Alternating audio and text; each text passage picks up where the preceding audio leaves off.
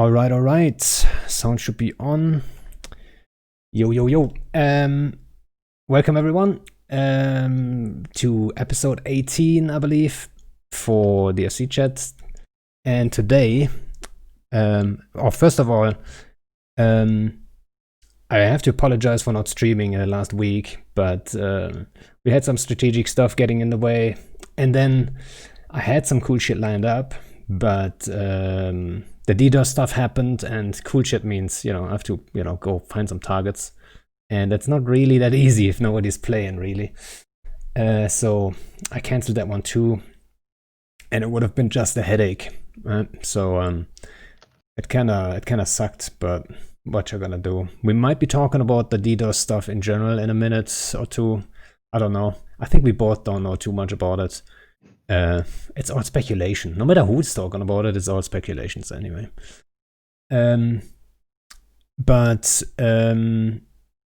So my guest today, first of all, a fucking long name. I just see the overlay, right? It's all cut and mixed around, but I'm not gonna bother with it. So StarFleetCommander. You know what? I just had a thought. It's not on my list of things I want to ask, but StarFleetCommander, that already implies Fleet Commander. It's kind of funny. You must have created your account knowing kind of what you're into, which is interesting. We might be talking about that in a sec, but let me introduce him to a degree at least. So he is the CEO and main FC, I believe, for Volta, and a lot of people probably know Volta, or also they like to call themselves the Terror Boys. So it's a little bit unique. You guys live in Terror, and basically, I mean, I would say you stage in Terror, but you live in Nullsec more likely because you go out and in Nullsec do your thing, or most of the time at the very least. It's a unique way of doing things, and I believe other groups have looked at Terror before and thought about it, but you guys are the only ones. Wait, did Verge of Collapse maybe stage from Terror before? I'm not entirely sure. But you're the only ones that actually committed with a decent sized group, right? Not the biggest group, but definitely big enough to, hit some people. Definitely. And also, you also have a lot of AT experience. Like you've played in a lot of ATs, and I think you won AT 10. Which what did you get for AT 10 actually? Well, I want to say welcome and thanks for having me on the show. Yeah, thanks for doing it. Yeah, I mean, it's nice to be here and chat. But yeah, as Assassin has pointed out in the chat, it was the Tarnas, and that was a long time ago. And God, I think none of us really thought we'd going to win. Actually, it was a super surprise in the finals. But I want to call back up to you about the like Thera and people wanting to move into Thera and groups wanting to move into Thera, and it's happened a few times. And yeah, I would give credit to Collapse, which was the alliance that we were in a long time ago. But those guys, the Aquila guys, were the first ones to actually move into Thera. And then I brought Volta into Thera, ruined it, so they were left, and then we've just been the only ones still there. And we had a few groups try and move in. I think Goonstorm had a small group that tried to move in. Or oh hello, all the Bombers Bar people. We work with them quite a lot sometimes. Yeah, I've worked with them before. But yeah, as someone's put in chat, Volta is trash. But yeah, we had a few groups move in. I think that I guess if a massive group moves in, we'd actually welcome it. It'd be fun. It's just more content for us, to be honest. But I think a few groups that have moved in, we have a lot of people in the Corp and the Alliance that will just camp everything, which really is annoying for people that are not blue with us, or that if they're enemies or something. But What do you mean, Cloaky Camp? Well, yeah, just like general stuff on the stations and wormholes, and high sec wormholes are usually camped, just from some of my guys or the Russians. And also I want to mention as well that I wouldn't class myself as a main FC. I'd say that I'm one of the FCs, and so Midfuckers is super active, and he's the CEO of Russian Thunder Squad, and we have a good relationship, and we usually join FC fleets on a regular basis. It's kind of a mixed bag. That's usually the case. Like effective groups, it's usually not one guy. It's usually a What? team of at least two, maybe three guys that work together well and make the things happen. Yeah, definitely. I mean, actually, yeah, in alliances that I've been in the past, Triumvirate and other groups and FCing and stuff, there's usually a team. But I actually prefer to, if I'm actually FCing like a fleet, I'd rather actually just do it myself completely. I don't like split anchoring. I don't like having an anchor, someone doing anchor and someone FC. I'm not Yeah, really you too have to sure build that what's your trust first. opinion. Well, Yeah. that's the thing, right? If it's a different anchor every time, not a big fan. But if I know that anchor does exactly know what I want the anchor to do, and he does that, or does it better, then obviously, like, I feel like you should always try to involve other people in that kind of stuff. Oh But yeah, and this is the thing, because like sometimes I've been in the fleet and I've been FCing and someone else is anchoring, and it's like if you're target calling and whatever, you're looking at ranges and transversals and stuff and whatever, and you've probably had this as well. Like in your head, you want to like go somewhere, right? But there has to be yeah, like a communication for the person to take the fleet there. Whereas this was especially apparent in the Ishtar meta, which even though for everybody in the fleet it was terrible to be in, but as a fleet, as an FC, it was literally just nanoing with a TP that kills ships. um, you couldn't do like that's the a. early Ishtar meta. Was Yeah, the we're fixed talking the trigger of death the trigger of death, which I was my favorite or the time finger of death? FCing. Yeah, Yeah, because like it's essentially just nanoing. You just nano as an FC. You're just a nano. If you do it, yeah, obviously there are bad FCs that don't do that way, but and they usually die and their fleets die. But all the competent FCs of that era were just basically nano pilots that just fly an Ishtar fleet around.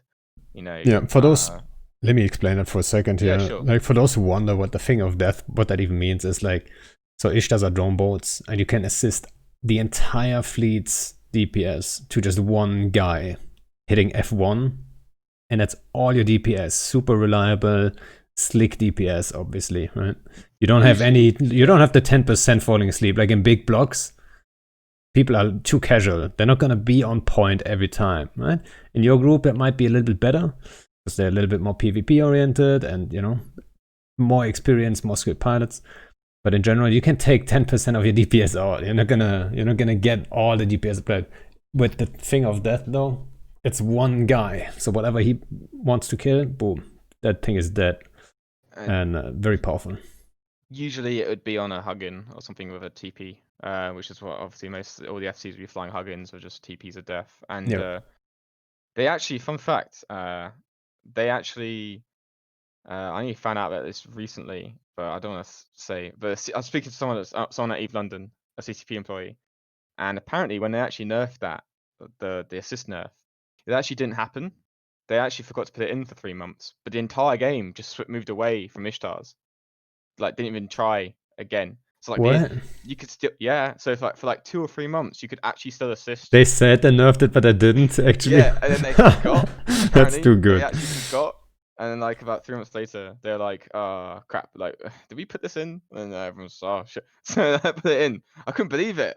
And the CCP guy was like, "Yeah, we couldn't believe that no one even tried." Like he said, when they announced it, there was a massive sell of all Ishtars because like the big Yeah. blocks were stopped using them, and Well, the we smaller still use them. alliances.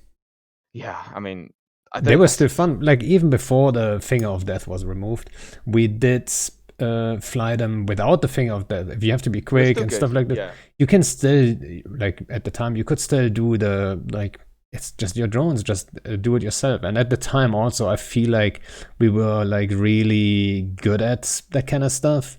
We were living in Curse, being very PvP focused. Like we didn't do any Which alliance care were you stuff. in So, at the time? oh, in it, of course. You're still in it at the time. Like 20. Yeah. This was like 2014, 2013. Yeah, like I joined, I don't even know when, Shit. I might ages have been ago. around in Tri. We moved to Curse for a bit when we reformed Tri a long time ago, and we went there to shoot fraternity. But that's a boring topic. Let's not talk about that. Nothing It's happened literally or like what? it's just well, it went to Curse and died. The alliance went inactive Ah, well, because of Curse diversity, was literally. great. when we lived there. But yeah, we moved out of there for a reason. It was basically dead around us there. Yeah, it was like we yeah, it wasn't too great. But yeah, doctrines as doctrine goes, yeah, I love dish stars. I actually really enjoyed them, but I can understand why they were an absolute problem for the game at the time because they were just too strong, too strong, like in general. And also that nerf was also to hit the Archon meta. The just loads of Oh Archons yes, yeah, yeah. just everywhere. Was it like Pantheon group or something? I think Wrecking that's ball. right. Yeah, just like loads of Archons with bouncers, wasn't it? Or Yeah. something. And that was awful Yeah, I meta to forgot. I think it was 2016 when they did the capital rework, and then fighters were different and stuff. yeah. But yeah, I at the mean, time, Archon or like normal carriers and even supers had like normal drones that could just assist. yeah. That was a kinda ridiculous. At the It time, was it a was normal though, right?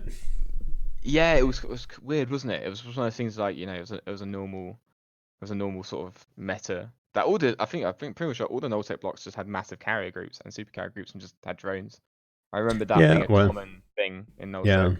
Some more than others, obviously because of the whole like projection range. For example, we never, like, especially in Curse, we could never just field our supers and stuff. Because if we get caught, PL, for example, would be on the way right Oh away. yeah. They would just spam Dictus and just like hop from Sinus to Sign, or within like 10 minutes they would be there. And Oh my it's, god, yeah. yeah, The those were the projection times, right? the projection of super carriers and No you forget fatigue. about this, don't you? You just get like you just Yeah. sort of forget that those days literally like people could just jump across like the entire universe for like a couple of whatever gets tackled. It's just like there's no fatigue, there's no like the ranges are massive. Oh, wow. Yeah, Yeah, and at super times you wouldn't even realize how OP it is. The same, I actually made the same argument about Sinos when they announced the Sino changes. A lot of capital lovers would say like, "Holy shit, capitals! Like you're not gonna see any escalations anymore, and you're not gonna see like whatever." And I always said like, just imagine you like that's how it was from the start, that only Regans led the Sinos. And then CCP comes out and says, okay, now every ship can fit a Sino. Everyone would lose their minds just the same way, even yeah, they more, would. because everyone Even would be like, worse. what? Yeah. That's OP, right? Like every ship can have a Sino, like anything. Yeah. Like supers and like everything. I remember that, just Even Sinos, even Scepters, right? I know. I mean, I actually welcomed obviously for us in Thera, like we welcomed that change. Like, even though we I knew can that it wouldn't, imagine.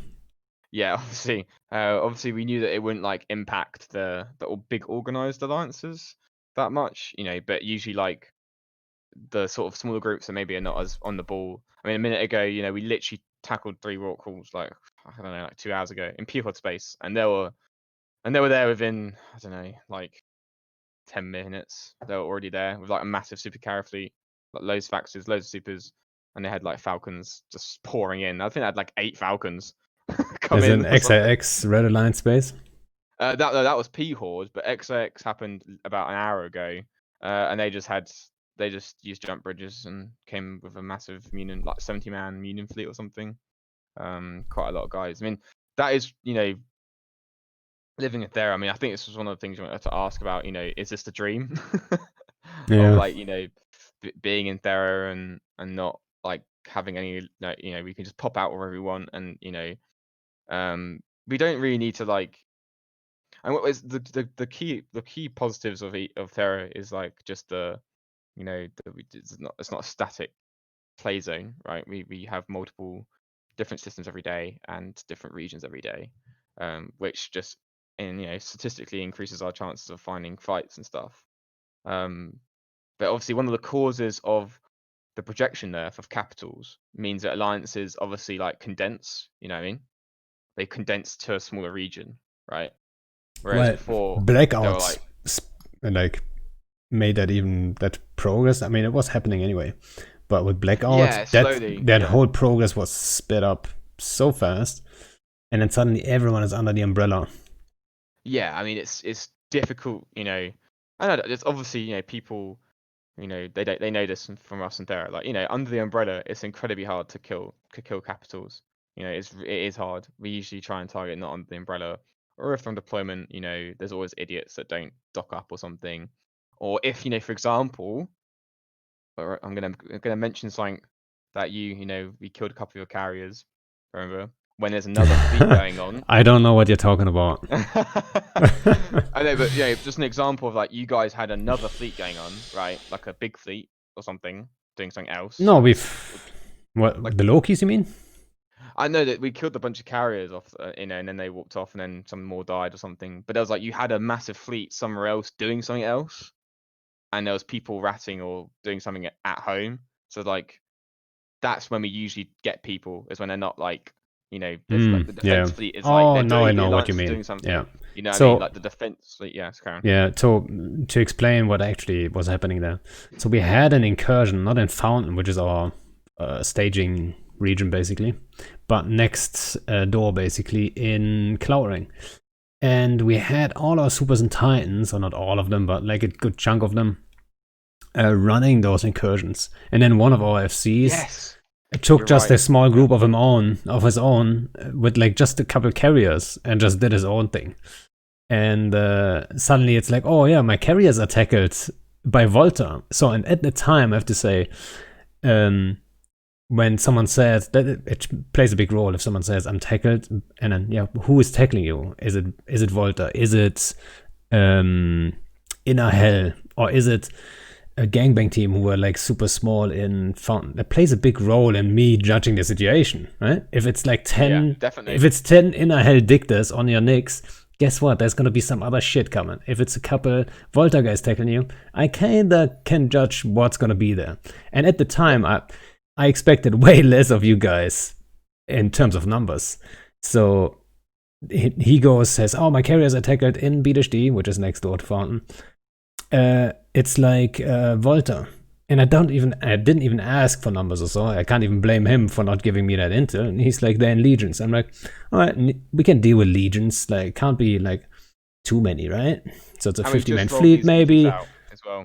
Yeah, maybe it's like 30, 35 legions. That's what I expected. But then I'm next door, I get a D-scan, and it's like 70 fucking legions. And I'm like, dude, like, I just brought like 4 lodges. Like, how am I gonna like do this? And then I even said, like, shit, I think we can't even fight this. But then you guys were off the warp in because it's in a site, because it's like incursions. I'm like, okay, we might just be able to get in, align out, blub the dictators. Maybe we can take the fight.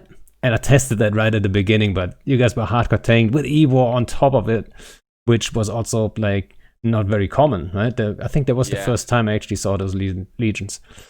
And so every single one of those legions can basically track and disrupt one of my Lokis.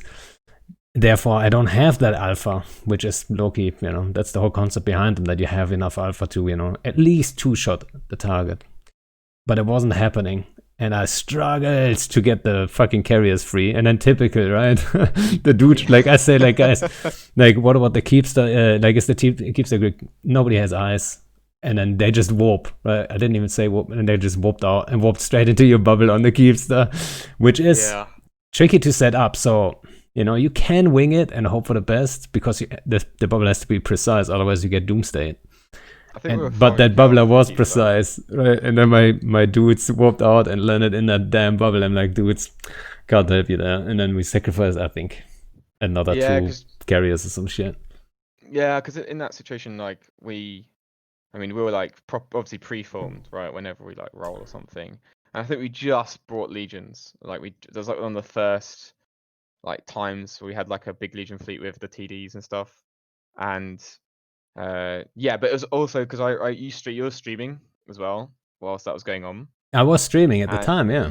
Yeah, and like, you know, like I said, like if that other fleet, if the caps were like not out, like I'm pretty sure like nothing would have died. You know what I mean?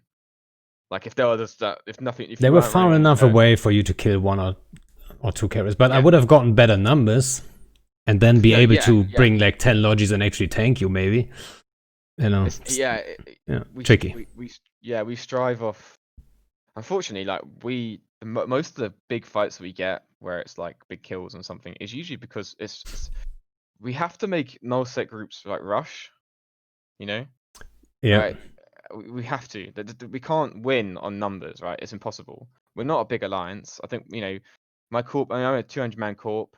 We probably average like 70 man in fleet. Something like that. It's not a lot in this day and age. In Eve, nowadays it's just not a lot of people. So we can't fight. Like today. 70 Munions. What the fuck am I gonna do against 70 Munions? Like nothing. No, There's nothing I get can Alfred. do against. Get out. Yeah, there's nothing. Yeah, get Alfred. And especially for our playstyle and what my members want to do, it's incredibly difficult to find those fights that we can actually like take on. Because most of the people that fight us in Nullsec, just want to blob us, which is absolutely fine. They don't want us to be, tickling their ratters or miners or whatever. But it is a challenge to like find those sort of even fights. And also, I think I gave you kudos for just trying to fight us, which is good. Like no one it doesn't happen. Not many FCs will just go in and have a go. And the same for like Trigger Happy. I don't think Kendar plays anymore, but the same thing Yeah. happened. I'm not really sure why, but we don't have to go into that. But the same thing happened with them, where we tackled some of their rock calls, and they just they got a fleet together, they got nightmares together, and they just like came in for a fight. And it was actually quite an even fight. I think we came out on top slightly, but it was pretty even. But the TDs are they are helping us so much. The E-War in terms of like tracking disruption. It's It's strong. pretty good. It's very strong. And I mean, But so those yeah, legions. Sorry, I didn't want to interrupt. But go ahead. so those legions are basically designed for the meta right now, which is Munins, right? Clearly. Yeah, well, we So were on even using. numbers, you would Yeah. have the advantage definitely. But No, yeah, 100%. We fought Red Alliance and XOX on even numbers, where we've had, I think, like 45. Actually, I think we were slightly outnumbered. I think we had like 45 legions, and they had like 55 minions to 60. But like, at least we can at least render half of their fleet, statistically speaking, because sometimes some minions are going to get double TDs, right? Obviously, just well, pure randomness. unless you use tags, which is something I tried to introduce not too long ago with armor Ishtars, because you have so much Evo in the mids, which I also Yeah, believe is probably a good counter to your legions. Just saying, probably. because There's not much we you can do with can't the tracking TDs. disrupt. Yeah, you can't tracking Yeah, disrupt yeah. us, and the Ishtars they have 3 tracking disruptors, not just one. So Yeah, you need to get like close, and Ishtars are fairly fast. I don't think your legions are going to be fast enough. I'm not sure, to be honest, how fast they are, we're but dual prop, so we'll probably be able to keep up. yeah. I But you think. have to I get mean, close first, right? yeah. I mean, Ishtars So yeah, are Ishtars might be squeaky. tough for you guys. Yeah. I mean, we just do the whole like choose a guy near your name or something. Just that usually spreads it out a tiny bit at least. But no, we do. Minions are really strong, and uh, before legions we used 100 MN Lokis pretty well. But then I think the meta shifted from like Tech 1 battle cruisers. They were really strong against Tech 1 battle cruisers and carriers, fighters and stuff. Because we had, a lot of the time our subs were getting killed by carriers, which I still think is a problem, right?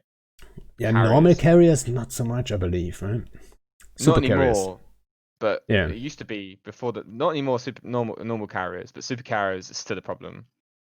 They just are. Before, like, I just think that the game design still is favoring capitals over everything else. Yeah. When like I think people, I don't know, like I think subcaps fights are more fun in general. Like I think they're more.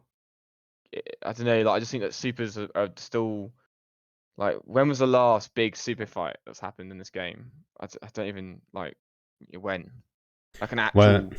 and if you look at the super fights that did happen, they weren't supposed to happen most of the time. Besides Yeah, exactly. ULX and X47, the other ones, like the big fights, Isakar, no. yeah, Asakai, no.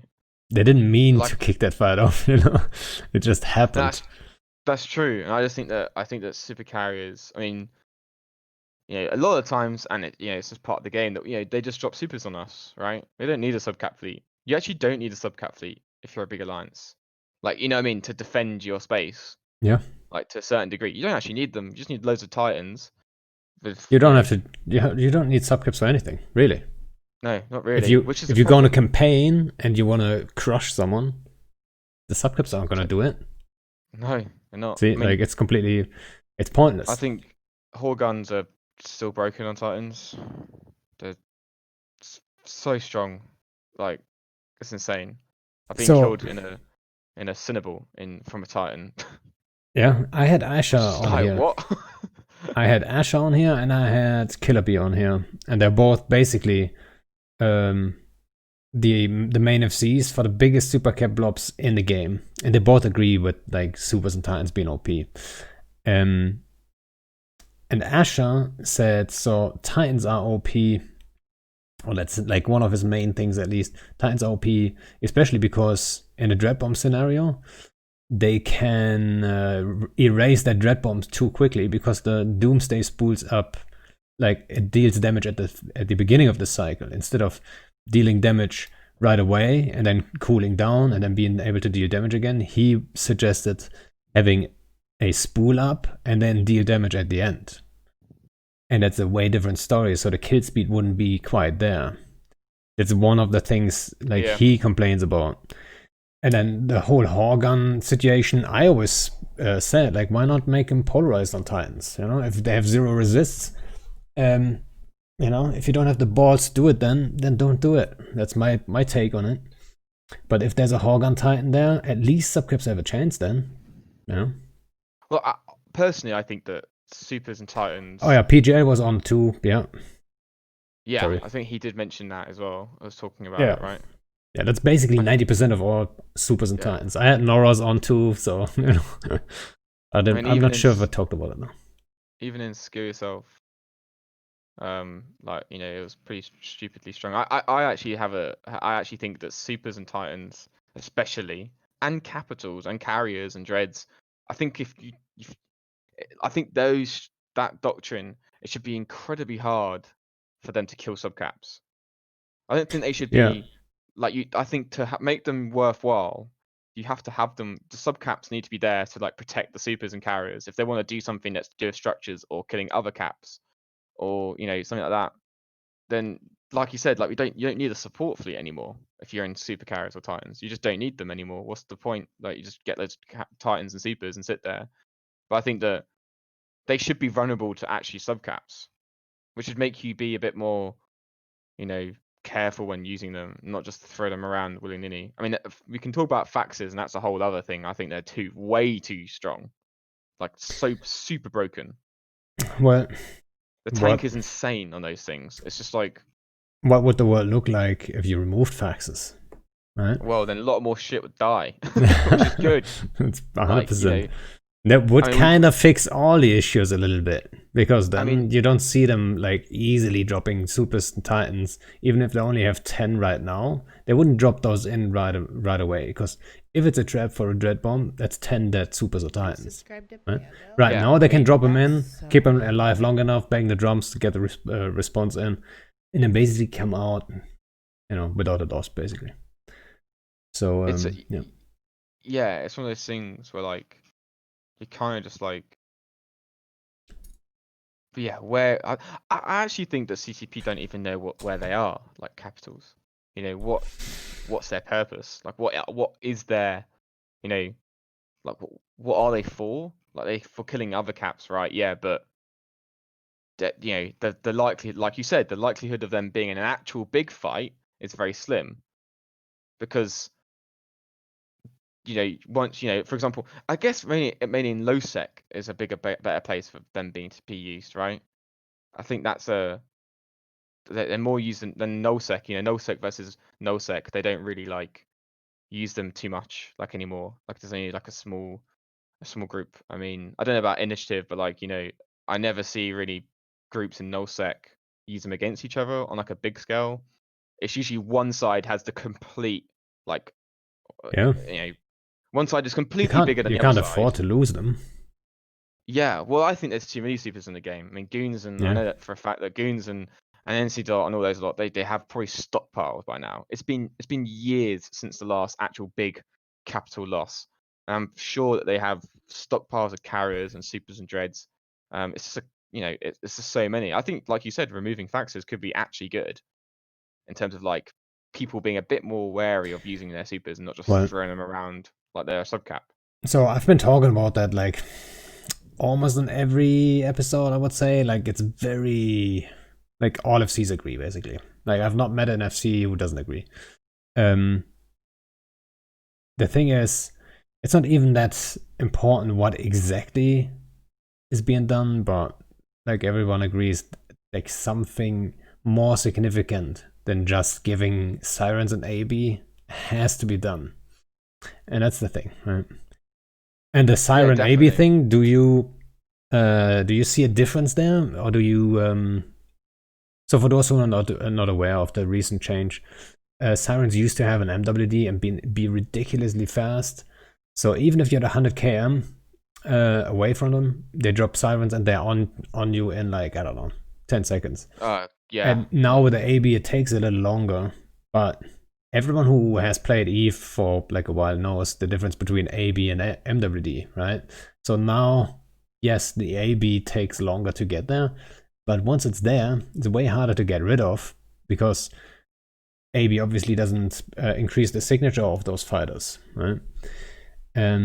So applying damage to those is a little bit harder, and it's more like it adds to the survivability, which is, in my eyes, it's not good. But do you see a difference, or do you I like mean, it's the same? there is a difference. I think that moving fighters away from anti-subcap warfare is it's one of those things where you want to nerf them to the point where they can't fend off like nearly fend off an entire fleet on their own, which has happened before. You know, especially with supers, they could just like before they could just it'd be so hard to catch them, to keep them tackled. It was an absolute nightmare. I don't think Yeah, it's a solution. I the don't think it's like NSA a adds to it, obviously. yeah. I mean, it was so difficult to keep them. The Sabres would have an absolute nightmare doing it and trying to keep them from warping off and whatever because they were so strong. You get volleyed by them. I think it is a move in the right direction, but I kind of and yeah, I know that people are gonna our idea, our like viewport is skewed, but to be honest, I just want a balanced game. To be honest, I don't really want like Titans and Supers just be completely like unable to deal with super subcaps and stuff. I think they should be able to deal with it, but I think they need to bring subcaps to deal with the subcaps, right? Yeah. I don't think that like you want subcaps to be subcaps, and then because like, obviously we Or what like a controversial fix to it, remove the jump drive from Supers and Titans. What the would the jump. world look? They have to take gates. They have to warp in. They can't just be the umbrella for like a shit ton of systems at the same time. I They would think have to if you use normal caps. I think if you did that, Yep. that would I said really it's I don't know. controversial, right? But that's I one think of the people wouldn't use factors them why they're anymore. so strong. Yeah, why would that be so bad? You know what I mean? Yeah, true. Yeah, I mean, They would use them I think still. I think they have a place still. I think supers do have a place, but I think CCP is still not sure like where that is, I where the know for place is. sure. No, I know for sure they have trouble figuring out how to balance them. It's not easy to balance them. Like No, it's really not I'm hard. not even saying there is like that massively obvious fix to all of this. The thing is, there needs to be done. Something needs to be done, right? And I'm not saying, guys, before you quote me, I'm not saying the jump drive removal is the fucking way to go. I'm just throwing it out there. Like there's other factors than just the application and the damage of those ships that makes them so strong, right? It's the fact that they can just, light a sign on, jump them in, boom, they're here, they're on grid, Yeah, in the right spot, and then they can apply and do everything they want. It's a big factor of why they're so strong. That's a big factor why it's so easy for FCs to use them. It's not hard to say, yeah. okay, you have to sign on range, no jammer, nope. All right, everyone get All ready, right, let's 3, 2, go. 1, light the sign, boom, done. Yeah, Problem solved. Right? It's true. Like, I mean, Yeah. like, you Subcaps know, are I think way more that, for skill intensive. example, here's an example. I actually think dreads are good in their current form, and they've been good for a while because they have a trade-off, right? Obviously, you want to go into siege to shoot high damage, whatever, but you can't get reps. I think Yeah. that's great. And I you're think stuck they for have a 5 good. minutes. Yeah. You used to have 5 minutes. You're committing your ship for 5 minutes to apply more DPS to whatever you're shooting, and you do get a bit of a tank buff as well. And I think that's good. You know, it's a trade-off on these things, and I think they have a role. They're good for killing other carriers and other capitals and supers, but you know, at the same time, they are vulnerable to support ships on their own, right? If they are on their own, a dread's useless on its own against subcaps. You know, one saber can keep a dread tackled, right, permanently, indefinitely, but couldn't do that to a super carrier, right? There are no Or trade-off a for super carrier. carriers or a carrier, exactly. There are no trade-off for super carriers, you know, especially supers and titans. What's the trade-off? The titan is just a massive dread that can move and warp around and align and doesn't have to, you know, stay still. And that's what I think personally. That's what I think they need to look into. Like, what are the pros and cons of these ships? And you know, yes, we need to make them effective against a certain class of ship. Usually, you know, supers and titans are usually there to counter either dreads or other capital, you know, supers and stuff, right? Or in this case, in Eve right now, they're used to counter fucking everything. You know, 50-man Legion fleet from Volta. Well, we just better drop 60 supers on them. Like, and we're just like, well, you know, Yeah. And you know what? I don't blame them if I'm I was actually about to say, I can't even blame the players for it, right? I no. get mad at the moment. Sometimes it gets me, you know. So I was like, fuck this. Yeah, I usually tend to fuck off in local. But at the same time, you But know, we're doing the same thing. If yeah, shit hits the fan, yeah, I mean, we tend to like to use subcaps a little bit more than the average group, I would say. But if shit hits the fan, we're gonna have supers and titans on grid. Like, we don't want to lose. Like, we don't want to invite everyone to roam our space, really, right?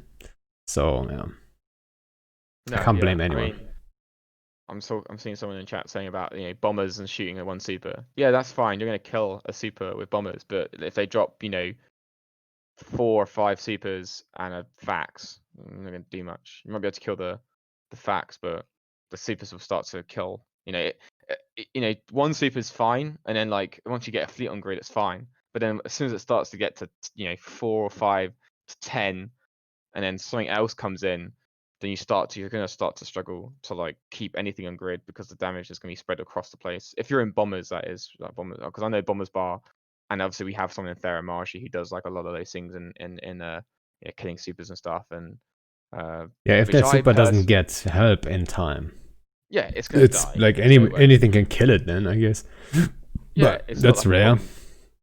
It's the fucking the massive response fee that's going to come behind it. That's the problem, and the fact Yeah. that, and again, like, it's not the player's fault they're choosing that because it's strong. And why would you not use it against some legions or something? Because you're going to get easy kills. You know, I know that, you know, big alliances in the game, they don't really care about good fights for us. It's not So about good fights, you know. So yeah, the thing is, the famous umbrella, right? Everyone is under the umbrella, and because supers and titans are so important to have an easy way of defending your shit, that's pushing more people under these big groups. So what you saw before, let's say a couple of years before, or a couple of years ago, you saw smaller groups here and there doing their own thing to a degree and stuff like this. Yeah, they might be affiliated with like blocks, but they have their own little space. They're doing their own little thing. Have like a couple rockets out doing shit, and you know that would be targets for smaller groups, or yeah, you know, I mean, that's all missing because now everyone realized, all right, it's not that smart to do your own thing. You're better off being under this umbrella of like, be it Panfam, Legacy, Imperium, or yeah, yeah, whatever it is, right? So the whole Super and Titan thing, the discussion, that I feel like people must get a little bit tired of. I know I'm getting tired of it. Preaching this. It goes further than people realize. The whole landscape of nullsec is influenced by it. And I think unless you really like analyze it and like over years, you wouldn't even notice that. It's like it's a little bit of like a creeping kind of development Yeah. over time. More people, it's like always bigger umbrellas, but look at the map. If you hit the map right now, right, hit F10, maybe Yep. use the old map. The new map is not good for that. I But always use the old map. I've yeah, never used the new always map. use the old map, guys. Always But use the old map. You heard it here first, kids. yeah, if you just click on it and then say view people in space, you can see exactly where the umbrellas are, and everything else is completely dead, The and it's best is dead to for a docked. reason, Look at docked. Look and at it's super docked. intense. Docked, you'll see it. You'll see the supers. Dock 2, yes, Docked, you'll see the blobs. Like there'll be exactly. like, you know, Yeah, yeah. 3 in the south. There's 1 in Delve, obviously. 1 in Peahod Space, and a bunch in the north. And then obviously in it have 1 in Fountain. That's it. You know, yeah, we can kill anything in Outer Passage. Like who the fuck is gonna go to Outer Passage? Like like no one's there. No. And I want to actually mention about just quickly one of the main reasons why I think the game is in its current state right now is people. It's unfortunately, I mean, the era of, I mean, it's like a pro and a con. So remember the era of the newbie corp, right? Brave newbies and Karma Fleet and Peacord, and when they all started, when it's like it's a great for intaking new guys and getting guys into the game and getting them to play the game. But at the same time, it does install like a mentality of blobbing, right? And just like numbers over everything. It doesn't matter. It doesn't like don't go and do your own thing and like try a group do something else. Do your own little nullsec thing. Just join a massive alliance and just become part of the. To be Oh, honest, so you wanna wait a second? So you kind of blame the newbie group, not blame them entirely, but like no, you it's think not that their fault. that added to the whole development of like Definitely, blobs? because think about it. This game is now getting to the point where there is a big FC deficit in general. The game is basically like there's like 10 guys in this game across all the game on a high level FCing, right? And I know that all the FCs, the old FCs, all know each other. Like everyone knows each other. Yeah. It's just a group. I'm pretty sure you're in some Discord channels that I'm in somewhere, which I Well, don't even read you anymore. know what? I always stayed out of them. When it comes to Yeah, like but Sword Dragons, exactly. No Leaks channel and Blue Donut, I always Yeah, said like, no, exactly. I'm not interested. And I don't think I never look into. I'm pretty sure I've got the fucking retired tag or some shit. I don't know. I don't like retirees. I don't know. Is that I even a don't know. thing? Like, just I'm in Thera, so I'm not relevant. But it's the game is like, especially in the null groups, like getting new FCs and new bloods to do stuff and to continue on is like incredibly difficult.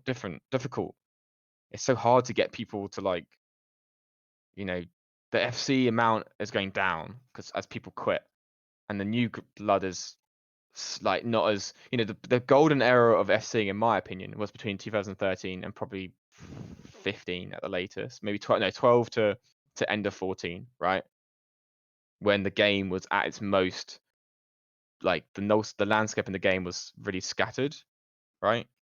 And it was just like loads of FCs were fighting it. It was very young, and now Yeah. it's all become into like big groups and big alliances with those guys that started at that time in like Pro God or like Noah Secunda and Killer B and stuff and whatever and Villy and now they're all at the top of, even though at the time they were massive FCs as well, but now they're running the groups and the FC amount has gotten less. Would you agree? Like there's less Yeah, FCs in the game I now. I totally agree, and but I blame like it's I mean part of it. This it's like it always sounds like I blame CCP for it or whatever for like the current state. It's not entirely CCP. Like nobody.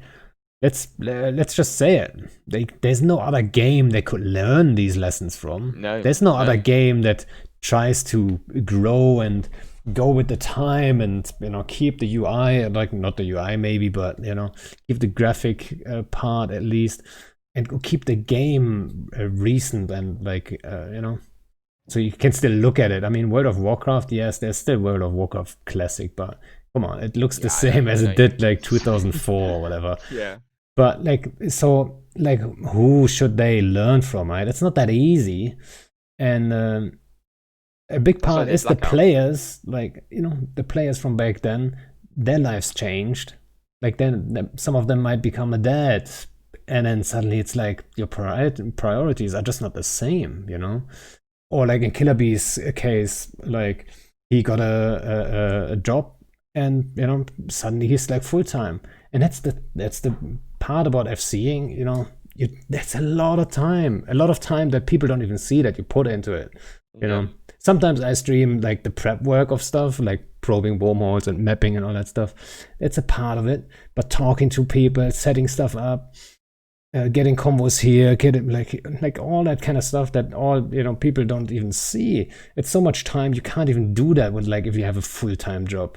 Really, like, to a degree, like a young pro god legend or a young Elonite or Killer Bee, like, you can't do it with a family. So their lives changed, and the new blood there's just not enough new blood coming in. Yeah. And you could It argue, even if Eve was perfect, would there be enough young blood coming up?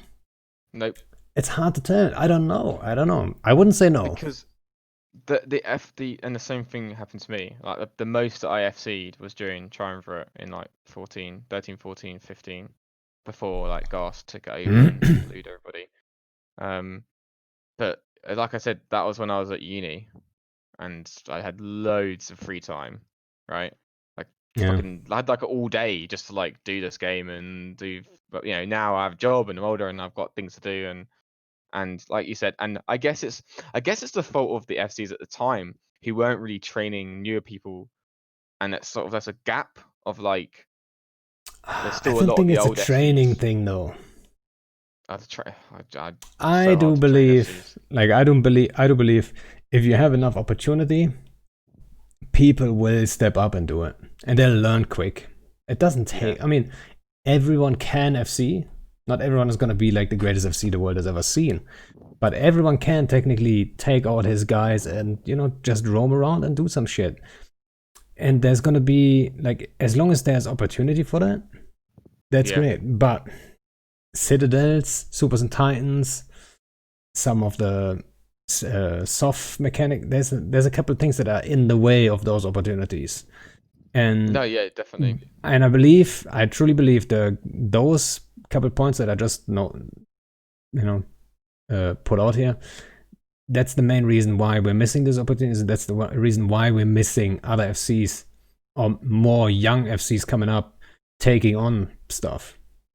Because, I mean, you people still measure, like, the guys in your fleet will still be the old guys. They may be a little bit more casual because they have a family or they're just Yeah. not as hardcore, but they remember the good old times when, whatever, Killer Bee took out the fleet like every day and smashed fucking, I don't know, whoever in hurricanes or whatever, right? Those Hmm. opportunities are not realistic today. So you don't get the same chance. So the new FCs, they're less experienced, obviously, because they're new, but they have a harder environment for them, which is Definitely. tough Yeah. to then say, like, oh yeah. And then expectations are big from those old players. They expecting like old school shit of brawls with hurricanes or some shit. Not realistic, not realistic, and that's just like the combination is just tough, I guess. I completely agree, and like the same thing, even with us lot and in Volta and in Thera, like it's very hard to have people to like try and FC, especially what we're doing, because there's really not much room for error. If you make a mistake, the whole fleet would die. Especially what we're trying to fight, which is like usually we're always outnumbered, usually most of the time, and especially where we are, it's a difficult place it's a hard environment to learn to like because there's such a little margin of error. And yeah, I definitely agree that the current state it's harder to learn to FC to a competent level than it was like 5 years, no, yeah, about 5 years ago. Christ, time goes, doesn't it?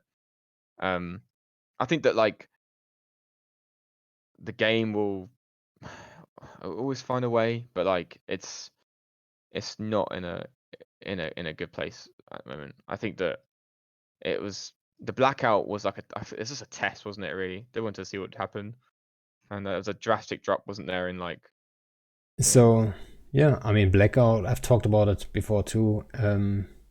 I think that's the disappointing part about blackout. It's not like I was I was glad, and I'm sure you guys were glad. I mean, you guys must have been happy yeah, about blackout, but uh, you at the I same think time you must have seen the effect, correct? And it wasn't a it was healthy effect. it was mixed feelings Yeah, in like I tell you what, a lot of the members and the like some of the hunters were like pretty happy, but from my of perspective, course. it was actually not good. In fact, I think we killed just less people in general at that time because so many people just stopped playing. Yeah, you you know, know what? um, You hear that narrative always from like pure hunter point of views. They're always like, "Oh no, that was the best shit ever." People were still in space. Like, yeah, for the first week, it dropped dramatically, very was that in quickly. July? Was it in July I 2019? forgot when it When was that? was. Because like that would be a good indication on our kill board. Because like July, we had a huge drop in kills in July. Does anyone in the chat know, like when it was, like when blackout actually happened? I Yeah, think it was. I but you can't could see remember the when it effect happened. right away, and the like everyone pushed under those umbrellas even more, Yeah. even So someone, quicker. yeah, in But chat, someone just said it was in July. So we went from 4,131 kills in June down to 2,700. That's like yeah, 1,500 drop. but at the same time, so On you kills. like it was mixed feelings. The same for me. Like that's all I did was hunting. But I could tell right away. The second it came out, I instantly said, like, guys, yeah, it's great for hunting if people are in space. Yeah? So, and I I'm part think of a nullsec group, so I know exactly what people were thinking there. But so I think let's. But the disappointing part about Blackout was actually they said it's an experiment. I was happy they're willing to actually make big changes because that's what we need. We need like bigger changes than just small yeah. adjustments here and there. I was happy they had the balls to actually do it and then call it a test, but I want to see a result coming out of this test. Like what did you test it for to then say like, oh no, we're not going to change anything? I think a local I delay would. of 20 seconds would just be perfect. That's exactly what I was going to say. Exactly what you just said. I think a delayed local is a nice in between. So the ratters and the botters, they have to be on the The ball bots at are least. doomed. The Yeah, bots are exactly. fucking doomed. Bots will In go. nullsec, exactly. In nullsec, if you find out there's bots in a certain constellation and you have a 20-second delay, easy. That's easy meat. You can just fucking log off a dicta, count down, log it in, boom. Exactly. It's very If you're predictable. You can catch, and with just a 20-second delay, I believe they would give us the tools to police nullsec in terms of bots. That would be perfect. exactly, and honestly, like I think that it would still make actual players be okay with it because at least there is a local and it's just that Yeah, there's a delay. You have to be on the ball if you're gonna risk your ship and go rat somewhere. If you're honestly, I'll be honest, right? From our perspective as being probably one of the most main hunters in the game, if you're on the ball and you're paying attention, like you shouldn't die. that's You know? impossible. Yeah, Yeah, like you shouldn't die if you're paying attention to the game. If you're playing the game, watching D-scan or whatever, like you shouldn't die. Even without local, you shouldn't die. You should be on the ball. If you're not paying attention, you should die. That's the way I well, see it. I mean, so there are like no local at all. There are ways, right? You can. I mean, a cloaky bomber, it's so quick. If you're in a carrier, that bomber decloaks and tackles you. I don't know. The reaction time is so high, you might not be able to make it. So it's too strong. But R- let's say it's a 20-second delay. I think people Yeah, that's fine. underestimate how hard it is to find a target and land on him within 20 seconds. It You're not it, it logging really is. in and then you just magically get a fleet warp onto a target, unless you have a spy. But So the can I spy say as well, business might the just pick the up. local delay, the local delay is for the guy jumping in as well. Like he doesn't know how many people are in local. He just sees a bunch of ships on scan. He might not even see it. He might jump into a system and there's nothing in scan from you, but the ratter's the other Oh, side of the system, right? It so works wait a both ways. second. Wait a second. That's actually not what I thought. So I thought a local I think delay so. means whoever joins the local is not going to be in local for 20 seconds. But what you're saying is whoever joins the local will just join the local in 20 seconds. So he himself or herself will only have local in 20 seconds. So he doesn't know either. No, yeah, both That's parties actually that's should not actually a know good who's in point, yeah. local. Because like it should be even, because like that will, if it's that'd be unfair for the ratter. I don't again, like of course I could sit here and just be like, haha, we should just kill the ratters, whatever, but that won't be fair. I think the hunter should not know who's in local either. He should walk around as he has 20 seconds of not being of not being in local himself, but he can't see who's in local either. He has 20 seconds to look around the system and try and find someone to kill. In certain situations, he might have to walk across the system to find some stuff. He might be lucky and jump through the gate, and there's the guy running the site right next to him, and he's cloaked from invulnerability, and he can go warp in. I think that would be a fair, a fair. Both Yeah. people don't know who's in local for 20 seconds. Yeah. I believe, yeah, I agree. 100%. Because then it's just going to be botters will die 100% They would be because doomed. 100%. yeah, Yeah. And people don't they're believe us. You hunt a lot, I hunt a lot. I tell you what, if any yeah, one of us finds out there's a botter, like in any significant ship, if he's botting in a fucking ibis, like, yeah, well, let him bot in an ibis. People were actually outraged about botters during Blackout with like Myrmidons. Guys, like, they're doing like 7 mil ticks. Let's not lose our yeah, minds, right? It's not the Nix botting that was going on before, you know. yeah. I know But it's that's an effect of Blackout that people don't talk about. Nix botting is completely erased. I don't see Nix's bot. rarely. I mean, Yeah, there's a few in the drone lands, but we used every to now have and like then. 10 account kind of bots and farm everything. Right? That's not happening anymore. And I think that's data we also or lessons we should learn from the whole like Blackout experiment. Yeah. I want to go back as well to what you said about how CTP just like did the blackout, did the thing, called it a test, and like there's nothing happened since. What they should have done is like, okay, we did blackout. Like obviously the whole wipeout didn't work, but let's try this as a result. You know, not exactly, maybe not what we're saying, but like, you know, I don't know, like you said, what is the result of that? Yeah, yeah, yeah. It Like was, that's what there you was would nothing from it. expect. That's what you would expect is like they have two paths or maybe three or four laid out. So if we get this result, we're gonna do this. If we get this result, we're gonna do that. You know. So, Exactly. um, but there was nothing like that, and I feel like I don't like it was probably coming from someone who wasn't. I don't know. That's all speculations, right? But like I don't know. It wasn't probably one of the more active, like in development, like right in the meta kind of development team. That might have come from Helmer in this case, right? And he just said it, and Yeah, and yeah, then boom, probably. it's been done. And then maybe nobody wanted to give him like too much of a hard time or so, and they're like, all right, let's do it then. Try to stay positive. That's sometimes how you have to do it.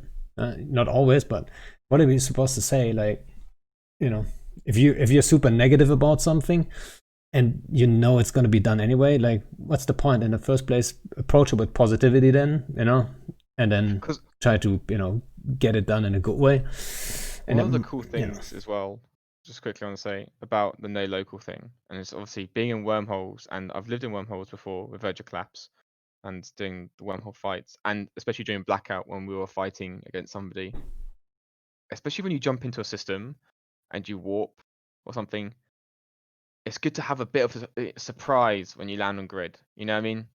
Like, I don't know. I think that 20 seconds would be good for like fleets to get in and like warp in. And if you're an FC, you've got to be paying attention to D-scan the entire time. It just requires more attention. Like you just need to pay attention to what you're doing. Like especially as an FC, but you should be. You know, it's not. It's like a good thing as well to like for people because like for example, if I'm tackling one of your raw calls, local spikes to 250, like I know to get the fuck out, right? yeah, And I think it works both ways. It means that if I'm tackling some stuff and there's like we need to have stuff on the gates to scout. That's a good point against local delay, or not against, but just saying. Yeah, I mean, I think that like I think even it work. I like things that work both ways. I think you can have a drop on, let's say we're tackling some of your oracles and you come in. If you jump via Sino, then we'll know there's a Sino up and we'll know there's a fleet coming in. But if you jump via, I mean, jump bridges. Don't get me started on jump bridges. Like, but if you come through the gate, if we don't have scouts on the gate, we won't see you. So at least it gives you a bit of surprise, Yeah. like to come in to like, and vice versa. I think that local is just free intel. I think, as you know. So, but yeah, enough on that topic. I think we covered that. I Well, mean, it's an important thing, and you know what? So I thought about like blackouts, supers and titans, the citadel stuff, and all that stuff. I always wonder, like, should I even talk about it when I talk to other FCs? But at the same time, I think it's so important to also have the input from like across the board. Like, your approach is very unique, right? You're living in Terra, so you might have like a take on it that I've not heard before. So the stuff that I feel like is important, I almost feel like forced to bring it up. Like I cannot like leave it out, and for example, I mean, the local delay, yeah, that's actually a good point. It should be delayed for the guy hunting too. I always had it in mind, like he jumps in, he sees everything, and in 20 seconds he's be seen. Like, no, it can be for the hunter too, yeah. And I think that's even better of a balance. I could sit here and be like, things, power to the hunters, but like at the same time, I do, I've played this game for so long, and I play it for the content and for the fights and for the people as well. And I don't want to make it skewed to just us hunting, or people in my group hunting. A lot of the guys in my corp be like, yeah, like I should be invisible and just hang whatever you want. But that's I don't know. it's not fair. It's not fair for like it should be if you're gonna make it no local for someone else, then it should be the same for the hunter, and he should be able to like he has to like attempt to like have a go to the right site, and he has like 20 seconds, which is more enough time to get around to like hunt and stuff. And yeah, people would probably expect our perspective to be different, but I think it's from what I've listened to some of the podcasts, I think most of the major blocks, maybe not about blackout, but about super carrier proliferation and just the general meta in the game. I think across the board in terms of groups, like leaders of groups, see the problem, and just want to see change of some kind. But it's whether or not that change will ever come. That's the question. Well, I mean, talking to other FCs, not only here, but like in general, I always feel like everyone is counting on Team Talos and CCP Rise to be the savior. Yeah, let's see. I mean, that's quite a burden, right? It's a burden because I know Fozzie's not involved in that anymore. He's not doing any of the balancing stuff, So, or his game, not game design, I think. No, wait. So what I think is happening at the moment is they're still focused with a lot of their dev time, which is basically their currency. They're focused on like new player experience stuff. I'm not entirely sure if that's still going on, but that might just be the case. That's why only that one Team Talos, is now active on like balancing shit. But yeah, I don't know exactly. That it's a little bit of speculation going on. But like I said earlier, I was on Talking to Stations today. I'm not sure if I said it on air or afterwards, but the best tool to get new players is old players, right? So you want to have happy old players. Guess what? They're going to recruit some new players for you, right? It's true. The streaming content is going to be awesome. In general, like there's going to be a better vibe on like Reddit. I don't know. Reddit is lost kinda. It's going to be always shit. But let's say in general, like people talking about Eve, it's gonna be a little bit more positive if it's true. If the old players are happy. Yeah. Yeah. Because most of the old guard that I played with, they've all quit. Like War God and Darkness and Super Twinkie. If you know any of those names, so some of the I do. Yeah. I don't know the darkness or whatever you said. Darkness. I know War God and Super Twinkie is famous. I mean, that guy. They still play other games, and I occasionally play with them. As you know, Super Twinkie is an interesting character. He has those. Yeah. If anyone wants to watch Super Swinky versus Dominion on YouTube. You can get a flavor of what he's like from that mashup of the trailer. Actually, someone's put a question in the chat. Yeah, I just saw it. Small question. Say you're having a 50-guy fleet out. Would you wipe out an 8-guy roll? Yes. You mean? I mean, of course you would. Unless it's old friends and they're saying, "Hey, let me just pass through," and I might just skip it. But if I took a roam out with 50 guys and we've been roaming for 2 hours and we didn't find shit, it's gonna be a tough decision. Yeah, you know, if you guys are hungry. I've had that. I walked onto a wormhole in my Orpheus, which was like 2 billion, really expensive Orpheus fit, and I landed as a massive fraternity fleet was landing on the gate. And I was literally just like, fuck. You know, you have that sort of like, oh, fuck it. I've just started the roam and I'm going to die. But Elo was just like, it's cool, man. Like, it's all right. Don't worry about it. I was like, sweet. So that would be, but eight guys versus 50, impossible to win. I'll tell you what, though, actually, 8 guys could probably take on 25 dudes that are just in trash, like kitchen sink, like a Hurricane and Drake. All your kitey bullshit. I don't know, you know? just like whatever, like just random stuff. Then yeah, definitely like 2 carries, some long range DPS, a couple of control ships. You're sorted. That's ultimate cancer in Eve, and you can do that. But 50 guys in an actual fleet comp, like you said, like even 25 harpies, no way you're gonna do anything. Against an actual comp, it's not gonna work. I like to think there's always a way. There's always something you can do. I mean, that's something I like to tell myself. It's rare that it happens though. So you might just, if you try with 8 guys against 50, you're gonna die like 49 times out of 50. That one time though, people are gonna talk about that one for years, right? That's true. So it might just be worth it. Who knows? And again, I can give an example of me, and this is when I've FC'd and I've sort of had that mentality of like, okay, we can do something here. I think I was in Ickies against a huge no value fleet, and I was just like, nah, we could take this. No, we could not take this. Yeah, you just got murdered. We lost a lot. Plenty of times. Yeah, and I came out of that thinking, well then, I vastly overestimated our capabilities. And then also, like as a new FC, that's even more tricky because like you're trying to build up that trust, right? That's what an FC has to do. You have to gain the trust of people. So if you have been FC'ing for the same group for like years and then know you're capable of doing cool shit and you can whelp a fleet. You can whelp a fleet in a most dumb way ever. Nobody's gonna really care. You had like 100 good fleets before that. But if you're like now, like you're a new FC, you're trying to build up that trust. And there's this find you don't know, like it might just be a complete whelp. That's tricky to make that call, because then maybe next time people are gonna say like, oh no, you just whelped my ickies like for no fucking reason. It was obviously super bad to take this fight and stuff like this, right? So it's not always easy. There's a line where courage turns into stupidity, right? Don't cross that line.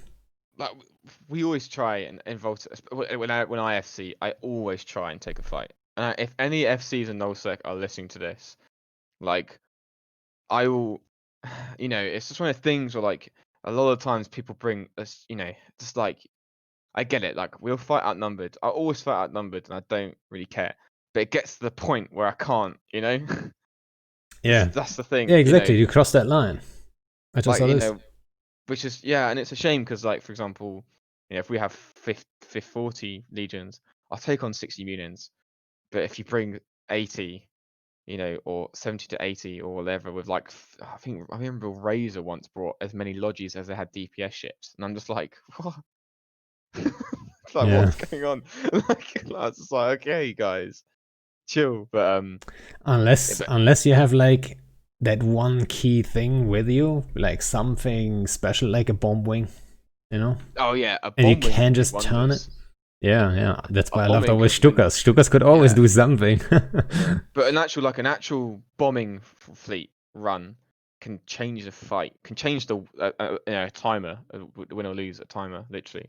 Because you wipe an entire Hurricane fleet with that I was actually just looking at your like notes on topics to talk about and seeing what else is going on in the game and topics and stuff. There's a few things we could touch on. I'm not sure how long we have or how Oh, long. actually, so I usually aim for like 2 hours. Like if you have Oh, to we've got go, ages then. We've got yeah, ages. we've got 40. Like, and we don't have to complete the list. I just make a list for those who wonder what we're talking about here. I usually make a list just so in case, there's like a little bit of a hole in the Ah, conversation. I'm just gonna pick one of those things on a list. Right? For well, example, in this case, I don't know. For example, your AT stuff, right? That's somewhere on the list. Uh, oh yes. I mean like I that have is one of no experience with AT, the. but what I always liked is theory crafting to a degree, right? To just see all in when the Definitely. fights start, to instantly say, okay, what's gonna happen? What should be happening? Obviously, sometimes you're wrong because like people make mistakes and stuff like this, but also maybe I just simply don't know. Like I'm not the best FC ever, so uh, it was always kind of fun to watch it, and then also to theory craft to a degree. I mean, the Alliance tournament is something that is kind of one of the just in tournaments in general is probably one of the main reasons why I play this game.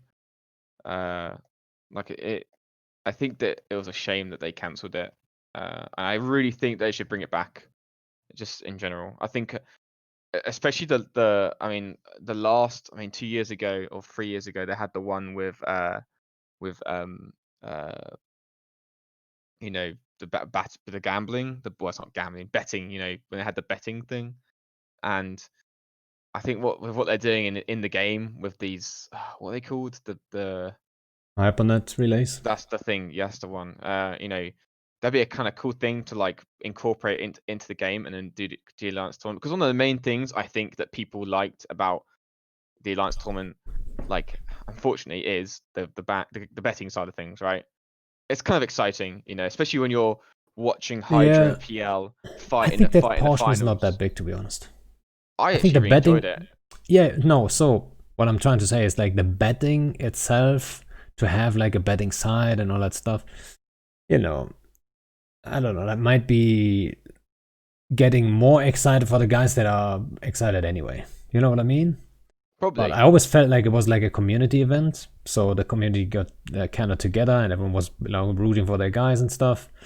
And I feel like ever since they canceled it, that was more. It got more apparent that we were missing out on stuff there. Yeah, Before that, I yeah, think I would have said like, if the AT is missing or not, it doesn't matter too much. But I kind of changed my mind over time. I think people miss the sort of, you know, like the different level of game, the play, right? And I'm not gonna toot my own horn, my team's horn, but like we did okay most years, and we won once and came third or whatever. I can't remember, but for me, watching Hydra at the height of their game and PL play, it was just like this awesome fight. Like I remember watching that match where they had like Mirachas on field. They were like fielding like hundreds of billions of ship, and Shadur was going mental on stream. I don't know if you watched that one. He was actually losing his shit, and I think that even though yes, the Alliance tournament is skewed towards past winners for having 80 ships and whatever and stuff, but I think a lot of people now are sort of missing that sort of like this controlled game, the controlled fight that is basically down to skill and practice and theory crafting and competent and competency and stuff. It's another level of the game. It's a different level of the game, I think. Yes, but like so at the same time though, looking back at the AT, like if you're completely honest, a lot of the matches weren't super exciting because a lot of times what would happen is the whole snowball thing, right? That's One true. Yeah, side gets the upper hand and then it's a complete wash, or the other side does the same thing, right? Um, or nobody dies, like Tinker it's versus just Tinker kind of scenarios and shit. Like nobody, nobody fucking dies. yeah. I So agree. making Yeah, the whole concept exciting is not that easy, but I still believe there's a way to make it more exciting. I mean, but it's the same 100%. with fleets of fights and stuff. Usually, it's either one side completely dominates another side, or it can be you get those sweet fights every now and then where it's just a good brawl. Yeah, well, And that's it's one just of like the main problems good. about Supers and Titans. Right? Exactly. Yeah. Yeah, it applies everywhere, I doesn't don't want to it? come back to that, but that's one No, of the no. main problems You're why you like, don't see that fight. Because it's completely snowballing to one side, and then one side kills a shit ton, and the other side doesn't kill shit. Right? Instead of I, having a little bit of a trade going on, and then the other side is going to work, they can go away with like a bunch of kills and then say, okay, guys, yeah. we had to try. But we got a bunch of kills, so it's not that bad. No, today, like, it's like, oh, yeah, we fucked up and we lost like a shit on them. We didn't kill anything, really. So, I think that one of the main I problems. think that bringing the AT back is, I think they should bring tournaments back in general. I think that esports, even if it's not like proper esports, but just like having an esports in the game makes it more attractive for people to play. Like it's more of an end game for some other things. It's another end game to do. Would you agree? And it's It probably is. it's an It end probably is. game that cannot end, really. Right? No. That's Yeah. going to be next Exactly. year. Which it's to strive for. You know. Yeah. It's like, to be honest, the reason why I got into AT is because I watched, I think 87 or 8. Oh, I can't remember which one it was, and I was watching it, and I was like, yeah, these guys are like, those players are like so good. They're just like at the top of Eve. The piloting was just awesome, and like everyone was. And I was like, shit, I want to do that. I want to be them. Like it's like another aspect of the game that I think is really good to have, and especially with like the current, just in general in games and gaming, esports is like quintessential to like a game's like longevity. It keeps the Yeah. games going, and especially with the Korean localization, we know they love esports. I think it'd be silly to like not bring it back this year, maybe later on. I know we have the invasion thing going on right now. So, yeah, the Um, question is, though, how easy is it to bring it back? Do they have the resources ready for that? that's the question. The whole infrastructure behind it, right? Do they have the tools handy? Do they have the people ready who know how to deal with those tools? Maybe the guys that dealt with the AT stuff. I think Falcon was involved in that to a degree. Yeah, there Maybe those is. guys are not even with the company anymore, and then it's even more work than it was before. And there might be problems that we can't even see. Right? So even I if it think doesn't come back this year, which I don't think it will. I mean, this I year don't think it they would have will. announced it already. I I think it's going think to come back next year, maybe. they don't. If they haven't announced it by FanFest, it won't happen. But I think that there's still a group inside the CTP that still like it. Ragnarok Well, is one for of sure, them yeah. that like is leading it, because I spoke to him at Leave London. I think you're right in terms of like, I think a lot of the higher ups at CTP didn't see the benefit of it, because you are taking a lot of people out of their. Usually it's volunteer work for the CTP guys, and that's why like I appreciate them so much, because they are volunteering their like weekend to to do it. And I'm pretty sure the guy who made all the tools to do the tournament and stuff like quit. So like I don't think any of them, like, it's kind of like they're just using tools that other people have made, and they don't work there anymore, so they can't like change them. It's a very like, especially for like running like the UI, for example, and things like that. There's only like a few people that probably know how to actually do that on Sissy or whatever they're doing it, or on Thunderdome. Uh, I think that they should look to bring it back. I think it's a good thing for the game to have in general. It's like another aspect of the game that Yep, I new agree. players can look at, and watch, strive to do something different or to get involved. There was one year where we had like the finals had like 20,000 views or something. I can't remember which one it was. And it's just like, it's mad for this game. It's not even, That's a it long was time between. ago, though. It was a long time ago. It was when Hydra weren't playing, I think.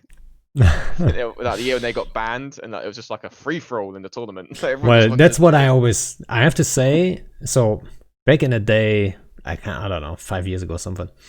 Um, I always felt like the AT, it's kind of like there's a certain amount of people that control it to a degree, Hydra, PL, and so on. Yeah, And that it's like a little bit of a club going on, and they kind of talk to each other. And there's so many times, let's not forget, so many times there was shady shit happening. that's one of the reasons why I never got into it. Like one of the main reasons also that if you want to get far, and I wouldn't want to join the RT and then be happy with like place 10, you know? It's like you would aim a little bit higher, and I wouldn't be like, so you would have to put in a shit ton of work to even have the possibility. And I think that people underestimate how much work that is. no matter what the stat, I think no matter what it is, there'll always be people that will be running it, quote unquote. Okay, like that's not going to change. I think that I think I think it got whilst better in in the last years, though. it has, I think whilst in the past it was definitely dominated by certain groups, namely Hydra and Outbreak for a long time, and like PL and stuff, and not because of like collusion really, just because of like they had a lot of guys that were super committed. Um, Yeah. but all the teams, all the major teams, and I'll just the top 5 teams in the game, and us being one of them, we are training with other top 5 team, top 8 teams, whatever. I think our partners in the past have been Tuskers and stuff, and then like Hydra train with Vidra and PL train with NC Dot or whatever. I know exactly what It's you mean. That creates that little bit of a it club. does Yeah. it does, You but you know, have to you know yeah. Okay. no. Sorry. Like, It's keep kind of going. one of those things where like for a long time we tried to do fully internal training, but it just doesn't work because you You want your you don't main get the team experience. to be flying all the time, you know, and this is why in the more recent tournaments on the last 4 years of the Alliance tournament, I stopped rotating people into practices if I could have the same person flying the same ship like every practice for 5 months, you know. Yeah, That's the that's way perfect better, because obviously. then that guy will be the best Highlander pilot ever, you know. Yeah, I mean, that's one of the things that was on the list actually that goes into like normal Eve days too. Like, do you guys focus on running that one doctrine? Like, do you focus on one thing? Or do you focus on like, do you like to mix it up and fly like 7 different configs, I mean, I know In in it we have like so many configs, I don't even know in them all. Thera, in Thera, like our day-to-day Thera, like we have a loads of doctrines. There's lots But of you only focus on certain ones. uh, it depends what we're doing, to be honest. I mean, we for the standard stuff, we'd use legions for rolling or whatever. Then we have a primary doctrine that we use that is usually competent at most things. But then we have like we have third-party doctrines that we go to, like things that we don't want. We don't want to bring legions to a massive fight in nullsec because it's not cost effective, right? That's true, yeah. Because like if I bring 60 legions to a timer and it's like Progos there with 300 hurricanes, like I'm just We like, like to take whoa, Macarials then and lose them. yeah, That's not smart. exactly. No. Yeah, like and obviously this does move on to the sort of like um making money, which is was what I was going to ask, how we make money, and how members make money, and how we fund things, and how I we have doctrines that are a bit more affordable for members to lose in general. We do have SRP in Volta, and all the corps have SRP for Oh, lodges and how do stuff. you finance that? Well, with money, with ISK, Oh, really? you know. No. I mean, to be honest, I mean most of Volta is actually run off the forts and stuff that we won. We the OASA, and that ties into skill you. Selling, Oh, yeah. that sort of stuff. There's some rent income, things like that from the past. Alliance tournament ships and stuff that we've won, that I've won personally and sold for ridiculous money in the past. It's kind of like a mishmash of lots of different things, um, and to be honest, like a lot of the members themselves. Uh, so that's at a corp level. It's usually just like ISK that we've made in the past, past expeditions or things to Nullsec or whatever. But on a member level, I mean, hunting like ratters and stuff is quite good money. You I know, know, I know. I you pay can out get my like Warmer a crew. I used to pay them out, when yeah. we I had mean, the more guys, targets. you could tackle a rattlesnake that's 2 bill, and it drops a 1.2 bill in loot of modules. Yeah, that's Uh, true. which is pretty good, and and a lot of the time there's lots of off time where there's just you just go out and hunt or whatever, and But in terms of doctrines and stuff, yeah, we have like lots of different doctrines that we use for different uh scenarios. Like Pete's, if it's a massive blob, we'll probably use Pete's, or if it's like something that's a bit smaller, For those we'll who don't take know, that's slippery peats. It's like rail tangus that are basically unprobable and super slippery, like the name They are suggests. super slippery. I think it's like I don't know how fast they warp. It's kind of ridiculous. Yeah, for people that don't know, they're basically nullified cloaky tengus that warp like 8 I don't know, 6 AU a second, I think it is, and shoot out to like 200 something, I tell you 210 or what, though, something. if you're predictable with peats, like if I know you bring peats and I have to deal with it, it's not that hard to deal with them. It's very easy It's actually. You it's have one of to those things where surprise your like opponents with it. if the PFC is good and has plenty, has this is the thing with doing Pete's, you have to be prepared. You have to have like spots all over the grid, right? If you're prepared, if the PFC is prepared and he's got everything set up, he's got multiple warp out safes, not using the same safe twice, you'll never get them. But if he's I not I prepared, think I could. I know how to catch them. well, let's do a timer. Invite us to a timer and see if you can catch me. Yeah, yep. I'm Okay, all up for I'd it. like. Let's do that. I mean, yeah, you need like what? Two smart. You need some smart bombs, and you kill the entire fleet, or No, no, something. no, no, no, no. I mean, Chemo I'm Loki's interested now. probably would work. You want I'm to know interested how I now. would do it? Like I did it Probably before. I did it smart before. bombing tech freeze or No, no, something. no. Very easy, very easy. Just have bombers with ABs. They're not gonna check you once you're on 0. They have no decloak delay. If you catch them the first time, if they're comfortable, and they don't know you're there, you will catch them. You will. Like they're not gonna warp in time. You decloak, boom. 5 of them are tackled.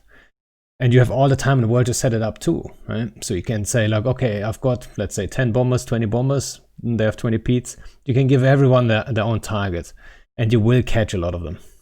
Right? You're basically just decloak and point insta point, Exactly. basically. Like if you have a SIG amp fitted, it's so quick. You're not gonna get away with How it. many seconds is that? Well, it's like 2 ticks, but I've done it before. Like, don't you know? Whew. It happens I'm quickly. interested now. I'm interested. Yeah. Well, now I warned you. Like, if you're very aware and you're just hovering over it, you're gonna warp in I'm always time. hovering A over it. lot of times. Yeah, yeah, yeah. I But never. when I you think see in late bombers situation. decloak, that's the thing about the overview, though. You see the bombers decloak. You see it in your overview, but your first reaction is not gonna be to warp.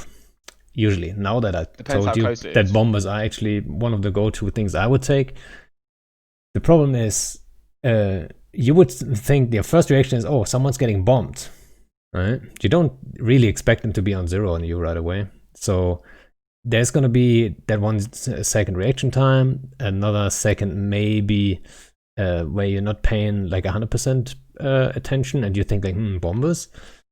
And that's all you need.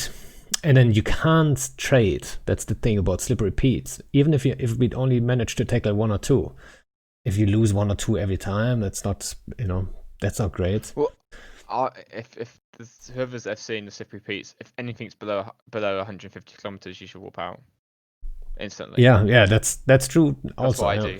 There are I some doctrines never. that have ridiculous range, and then Yeah. people forget about it, and puff, your beats just Yeah, it pop. doesn't like if something is to be honest, I warp away for one scepter that's like 100k because if you're a good pilot, you can Unless you out can kill him quick and then warp, right? Well, no, But because if you're a good stiletto the, pilot, you won't get tracked.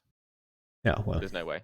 Like if you know what you're doing, like I mean, Pete's are just used for like support anyway in big fights and things. But we don't. I mean, I think we use them a few times, but we get invited to some timers here and there as like support and things like that. But on the whole, we'll probably zealots or legions and things like that. And yeah, legions is the go-to because it's all against nullsec blocks and stuff. And like, there's a lot of counters to legions, but people are obviously Munins are just dominating even after the nerf, right? So yeah, it was a nerf in all directions, but not a strong nerf.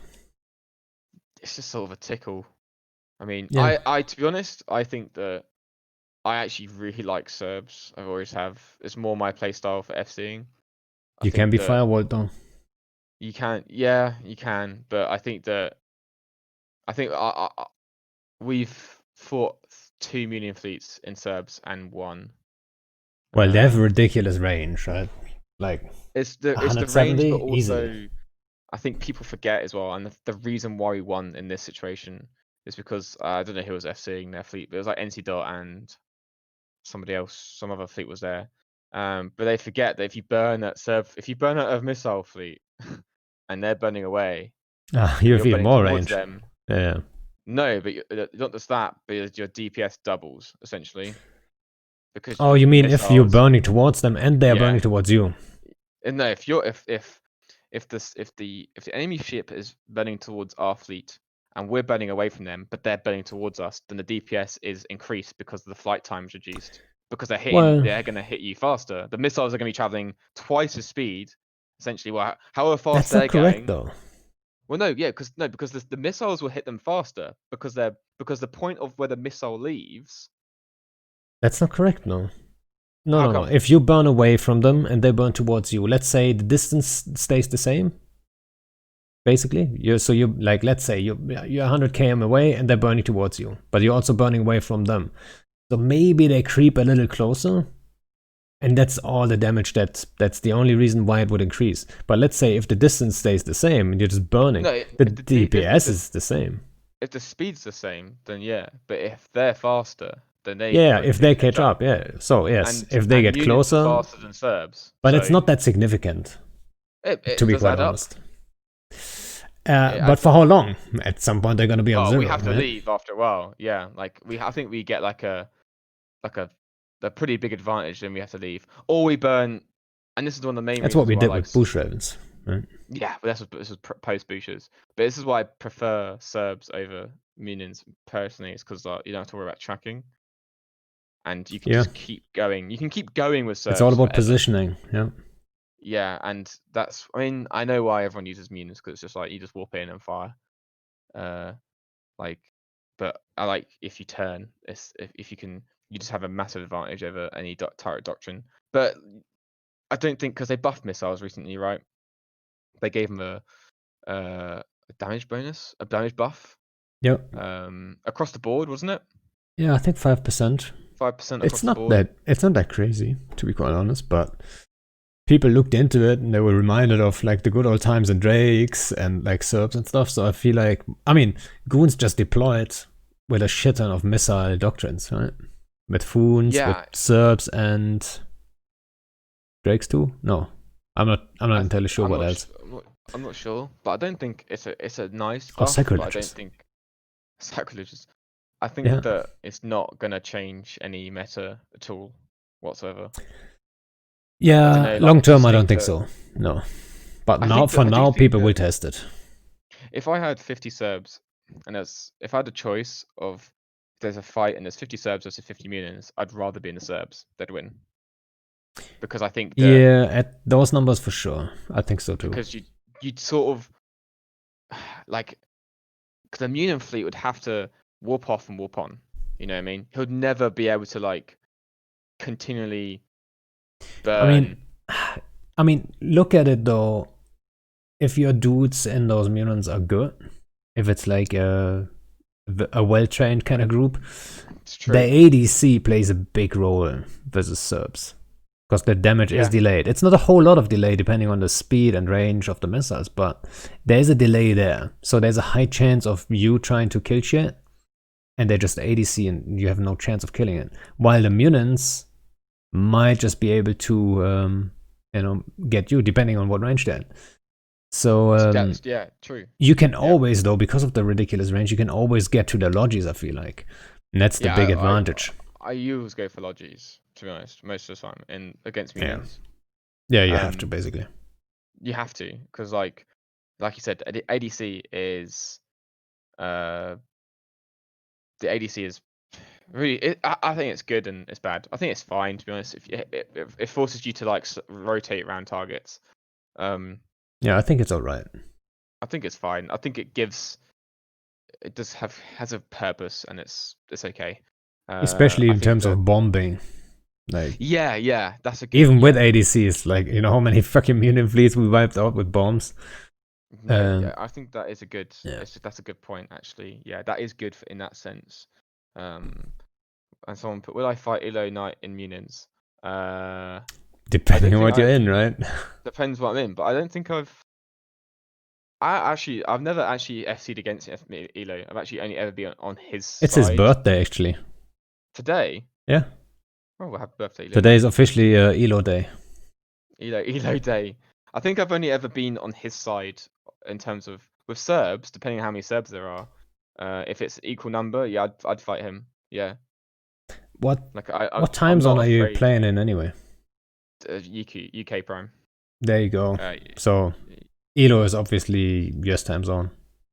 Or whatever, Elo 100 time versus zone, right? 100 versus 100. With Serbs, if I had 100 Serbs, I Oof. mean, at that scale, just becomes like yeah, it just becomes alpha. You're What would right. you do? So let's say you're in Serbs, I'm in Munins. So what I would do is probably I would try to land at enough range to give my guys time enough to ADC if you primary us. So I would warp probably at 50, so they have a chance. Oh, I'm red boxed, boom, ADC. But at 50, I can run through Serbs with Munins.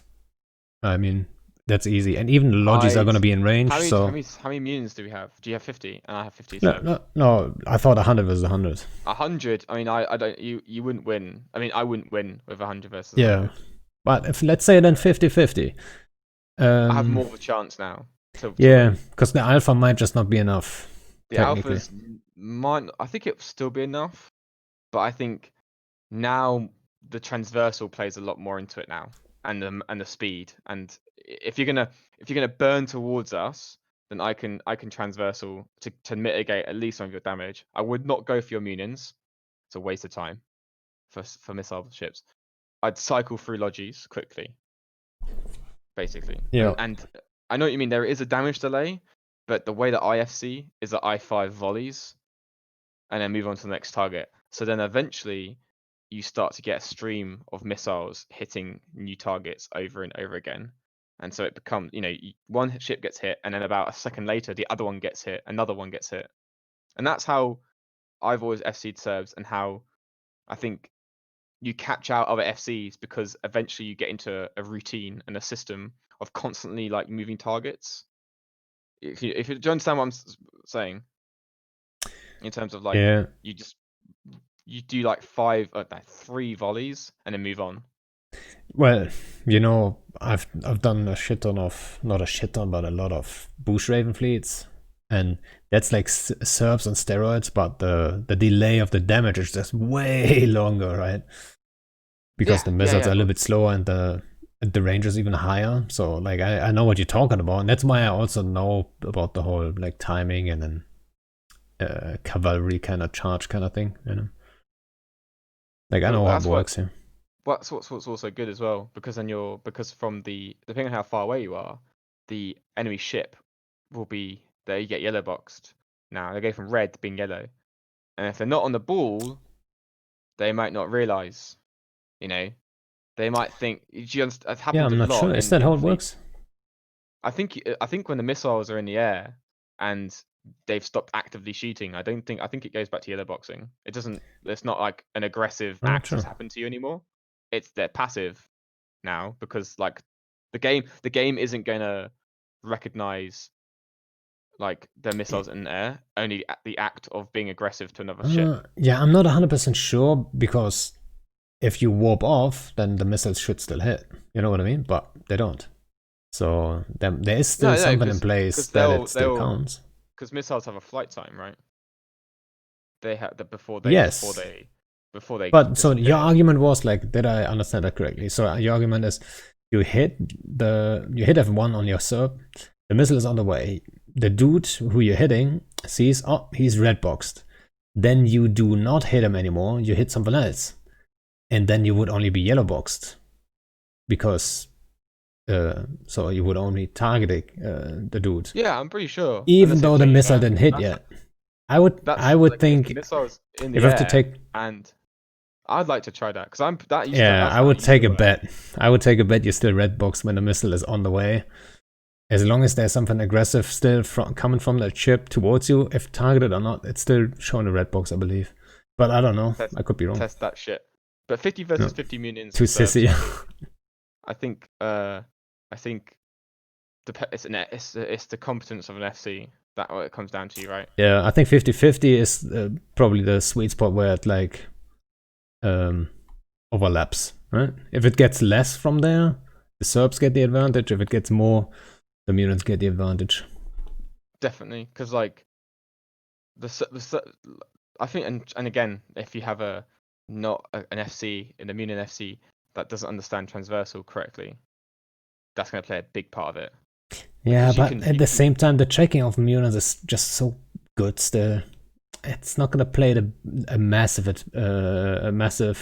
role, I believe, depending on the range, right? Let's say you're at like 30, 40, 50, you're gonna track just fine, I think. And then also the Munion oh no, FC can just definitely, yeah, and the Munion yeah, FC can obviously correct it. So if he's competent, he's gonna have perfect transversal anyway.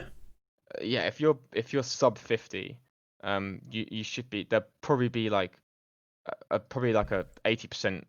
If 100% is all the damage, you'd shoot 80%, right? And you'd be a 20% loss of damage, but from that's nothing really. You know, if you, probably even less than that at that range, especially if you're using your the correct ammo, like you'd be absolutely fine. Yeah, But I liked the Serb meta. It was fun when it was just Serbs. It was a yeah, dance, it is basically. fun, and they're good. Like it's a good doctrine, but if you're predictable with them, there's ways to counter them with Oh no, just like one or definitely. two smart bomb battleships that just mitigate so much damage by firewalling. There's only so much you can do then, you know. So someone But just tested yeah. it, and believe that I'm right. So you go yellow when the Oh, missile is all in right. flight. There you go. So and I'm So you were right. so I'm because and the reason why I say this is because I was in what alliance was I in? I was spying in an alliance, and uh I was in their fleet, but in my fleet FCing, and I was just in their fleet in something, and some guy was like he like broadcast for reps because we red boxed his ship, and we were shooting him with missiles, and we moved on, and then he just like died. And then he was just like, "Why didn't anyone rep me?" Blah blah blah blah. And he goes, "Well, no one was shooting you." But like, it was about 4 or 5 seconds after. You know what I mean? Like, it happened after they locked him up. He Mm. didn't take any damage. They delocked him at all. Yeah, and I was Oh, just that's like, how long "Shit." it took. Then I realized, and I was just like, "Hang on a second. No, they don't. It must be yellow timer." And I tested it on Sissy, and it was. So, yeah. So it's a good, and it catches people out because people just sort of, you know, forget maybe. They just think that like, Yeah. oh, they might have been broadcast because they might just be like, well, I'm not taking any immediate damage. And it's usually on the obviously if you're an experienced player, you're gonna know what's going on. But But sometimes at the it's not an same time, experienced you player. probably won that. Like, if that's not a common scenario you're in, No. you're yellow boxed. They all have this red bubble around them, but you're yellow boxed. You're like, do I use my ADC right now, or is that volley only just coming in a minute? If you're not sure, it might be the life You'd and be death surprised question. though. We fought Red Alliance the other day, and we'd be surprised at the amount of people that ADC very late, like super late. And I'm sure it happens in your fleets. People ADCing in like 10% shields and munions. And then Yeah, it well, kind of it's doesn't matter then. You die because you go into armor and then that's it, right? yeah, obviously. I don't understand why people in Munions don't ADC as soon as they take damage. If you know it's a lot of DPS, the amount of times that we've fought people and they ADC so late that it doesn't matter that they just die Yeah, you'd is rather ADC too early than too late. Yeah. yeah because I just yeah I mean yeah I was surprised that people were very very late on the ADC because whenever we in the past when I've just done Serbs and stuff and I always say if you get shot by if the whole fleet red boxes you just ADC straight away because you can't afford to die, especially on our numbers. Um, but I do again. I do think that ADCs aren't broke or anything. I think they're actually fine. They're Yeah. annoying, but they're okay. Yeah, I did hear people complain about them before, but yeah, I agree. I don't think they're too strong or anything. I think they're in a decent place. Uh, They it are in kind a of makes decent it more place. interesting too. It's like one more thing that's a little bit more skill based, experience based. It's a little bit of a shame that it plays into some ships more than others, like the SERP problem with the delayed damage. But in general, I think I like it. Yeah, it's a good mechanic. I would love to see the battleship meta come back. Me Like too. more. Me I too. think much more engageable on a wider scale of doctrines.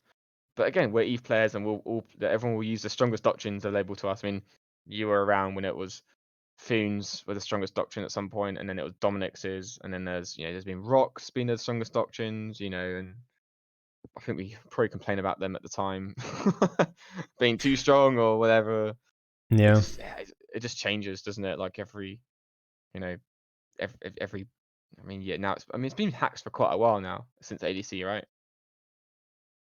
Yeah, I mean, basically, ever since I that think patch, yeah. I think that But before that, it was alliances, already kind of in that direction with Feroxes yeah, it and was. shit. Ferrex's were just cheap and cheerful. Yeah, but it's kind of like hacks. It's not like necessarily like pure DPS or EHP based. I mean, it's a good mix, but it's more application range and numbers. That's what they're Yeah, designed for. I've actually never FC'd Ferrex's. I've never FC'd a big Well, they're easy, technology character. easy to see. Yeah, I've never done. And this is for me as well. And this is I find it a foreign concept of being uh like in a massive fleet, and like I don't think I've ever FC'd more than 150 Well, people. it's more of a strategical mindset then, Like it's You because want to achieve that objective. Yeah, your fleets are usually not really objective based, where you have to save that fortizar or save that thing. I think like most of the time you're more on the fight, focused. it's all about the And then fight for Feroxes are us. not the It's just best fighting. ship. They're just best in the trading scenario. Yeah, I think, and also as well, I because I think sometimes I think we're fighting somebody, and I sometimes think how do they not win? You know, like it's What, the just like Feroxes? that whatever we fight, we fight like we have like some legions, like 50 legions and a 15 fleet, uh, and then they like bring a big fleet and they all die, just not because they're like, Well, just because because of they're like rushed. You said it before. Like, so obviously you have a more experienced group, like player-wise, but also if you go out and hunt stuff, you always have the advantage of being prepared, right? You can form and then make sure you've got everything you need. And then obviously, because your numbers are limited, you always have to focus on, okay, we can only afford so and so many logis, but we'll have exactly so many logis, like 6 logis, let's say, right? I mean, we And try then, to get prepared, but sometimes we're not completely, up to scratch. I mean, would you say 15 minutes is enough time for an enemy fleet to get ready? well, 15, like that's my form up time, whatever fleet I do, right? 15 minutes is always what I aim for. But to form up against the proper formed legion, it's not that easy. If you bring 70 legions, for example, to clap your hands and say 15 minutes, we need to be able to take on those legions.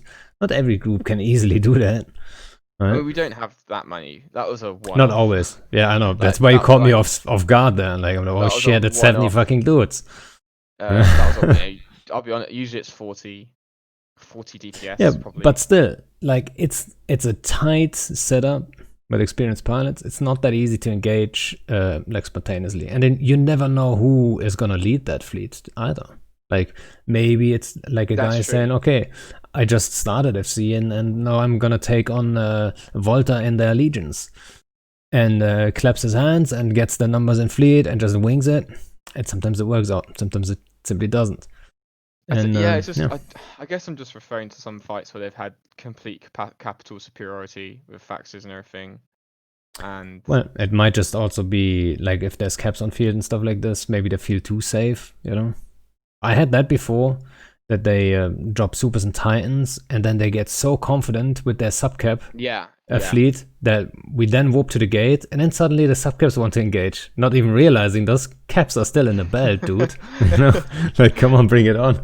And then we murdered the subcaps on a gate just because he felt like suddenly that boost of confidence, even though he was outnumbered and shit. We had that before. No, yeah, yeah. And I guess you are right. And for me, I forget that. I forget that people maybe just be a bit underprepared and not expecting, you know, like TDs or something, you know, which will have a huge impact on certain doctrines, on the fight itself and the outcome. And yeah, like I did say earlier on in this podcast, the streamer, I said that we do rushing people is kind of how we get the big fights and the big kills and the big, you know, the big combat. But yeah, again, like most of the competent SCs that we come across from all the blocks and stuff usually bring a bigger response than newer guys, and that's due to probably Well, like they know who they are, so they turn up. yeah, that's one of the things. Like as a new FC, it's basically what you have to do to you have to My be God, consistent and it's bring our fault, Pando. so to get the We're numbers. we're killing all the newer FC fleets. It's That our might fault. be. We're the problem. Might be Come part of the on, problem. Because I mean, full circle. look at it though. Look at it though. As a new FC, there's also way more old FCs, not like active, but like a higher percentage. Like a fleet that you see in space, it's more likely to have an older FC, like a more experienced FCs, because you know it's just like an older game, right? So Yeah, and to be honest, like we it's don't not like easy. there are some FCs in Volta that are like newer and starting out, and I can see why from their perspective, it and from you know this, it's a sort of celebrity status thing in alliances where you get like cults that follow Mm, you yeah, know, and we'll just and Elo's we could just use Elo as an amazing example of a group that is based around one FC yeah, that will either survive with him playing or just completely fall apart if he doesn't play, you know, which is true, right? yeah. And I guess I don't know what it's like an initiative, but obviously there's probably like a few FCs in your alliance that will get the big numbers, you know, the big fleets would, you know, fill up, and then you're gonna have Well, we the know junior. we're in a good place. Basically, we have FCs that can fill the gap if needed. We had like a little test run, and involuntarily, because Chance and I got banned for like 3 weeks before we Yeah, got unbanned. So we had some people pick up the whole thing, and even though at the time they weren't super experienced or whatever, because you only have so much opportunity for each alliance to actually take out fleets, right? So yeah, it's not their definitely. fault to not be experienced. But you can tell we had enough people that were willing to take out fleets and get the experience they need quick enough to keep things going. So like we're not worried about that kind of stuff. Yeah. It's kind of interesting to see here. And losing is learning, to That be is honest, correct. I mean, big time. being I always say, I mean, I'm super self-critical. Maybe that's why I feel like it's a very important part of SFC. But even if you win on paper, you win the objective, you kill some shit, even then you should always look like, what could I be doing better next time? And I think that's super important. And for me personally, it's not like I enjoy it. That's the good part about it. For me personally, I like going back, saying, okay, I fucked up here, and we could have done this or whatever, right? I Yeah, enjoy that no, part. yeah, The guys in my fleet definitely. know it. Maybe on stream, you like people watch the stream sometimes. They know, like on the way home, I already analyze stuff and go over this, like because I like it. It's not torture for me Yeah, to admit I was wrong or I something. agree. I mean, I've had a few whelps quite a few whelps. Usually, if I whelp, it's spectacular. Like everyone will die. uh, and usually it's, you know, sometimes I feel so bad, I just pay everyone myself for the losses. Yeah, I've never been in a position to be able to do that until like I recently. So I do that. I do that. I think I lost when that icky fleet that I lost a while ago. That's ages ago. I felt so bad. I just paid everyone else out. I paid all the guys. Like it was my fault. Like I was like, no, we're going in. We're going in. And then about 3 minutes into the fight, I'm in my head. I was like, this is not going how I thought it was gonna go at all. Like everything's dying, and I'm just like, okay, let's just get out of here. Came out of it, and I was like, well, guys, that was my bad. That was my fault. You Yeah, I know, had that a couple times too. you feel bad, don't you? You feel like, oh my god, like just all these people just followed you, Yeah. like what you said to go in to die. Like, did that happen recently for you, or? Uh, so like a full whelp. Like, that's probably more like the smaller scale stuff. Like when I take out my corp with a couple friends and like smaller scale stuff, like 10, 12, I'm more likely to take on a fight that's like on paper like we shouldn't be taking. Yeah, In like yeah, big fleets, it rarely happens. It happened to me once. I took Ishtars up north and we yeah. engaged VVV in their domies. Well, it was like, I don't even know the numbers, but I think they had like around 100 domies or whatever, It's a or lot. 70, 80. That's a lot of shit. And I Yeah. engaged them with E-War based Ishtars, and we had like 50, you know. So, but I thought like maybe there's a sweet spot here. I can get another sentries. I couldn't though, and we lost a good bunch. And then I decided, okay, let's disengage. But the route home was so fucking tough. Like I lost the entire fleet on the route home, and I wish I would have just brawled to the death instead. Really, But you what's never know. camps and stuff, and No, yeah, they're just quick to use their jump bridges, right? oh It was my like god, 12 jumps to the region exit, and they're just like always in front of us. And I'm like, I okay, hate now that. we're getting in front of them. Now we're gonna be fine, guys. Hurry up, hurry up, hurry up. But they regroup quick enough, get in front of us again, and we They're lose waiting for people you. here and there. And then always that little bit, you know, they're not camping as hardcore on the engage, but there's gonna be that one saber, and the local is just going up. So I decide, okay, if we jump in, burn out, kill that saber quick enough, and then just warp, and then they land, and then we can leave or whatever. But no, that saber, we kill it, but there's another saber coming in, and he bubbles right in front of us, and the Ishtars are not that fast. Right? Yeah, no, And then the yeah. domies land, and we start And then losing you're just people, like, and oh, there's another saber coming oh. in, and two sabers, and I'm babbled us. Like, that was No, I mean, terrible. It was terrible. we've done. I mean, people. We fight a lot, but we do lose a lot, to be honest. Like, it's not. We're not invincible in our fights, and I think I made a video of this is an old video of like Volta like just like losing fleets and like the losses and things and like Verger Collapse era sort of stuff and losing to nullsec, you know, especially in wormholes. I remember once we got absolutely, I think it called this alliance called Blood Union in wormhole, and they just baited us in wormholes. They had a guy pretending to run a site, and then they were waiting for someone to roll into them to tackle the guy running a site, and they had caps logged off in the site.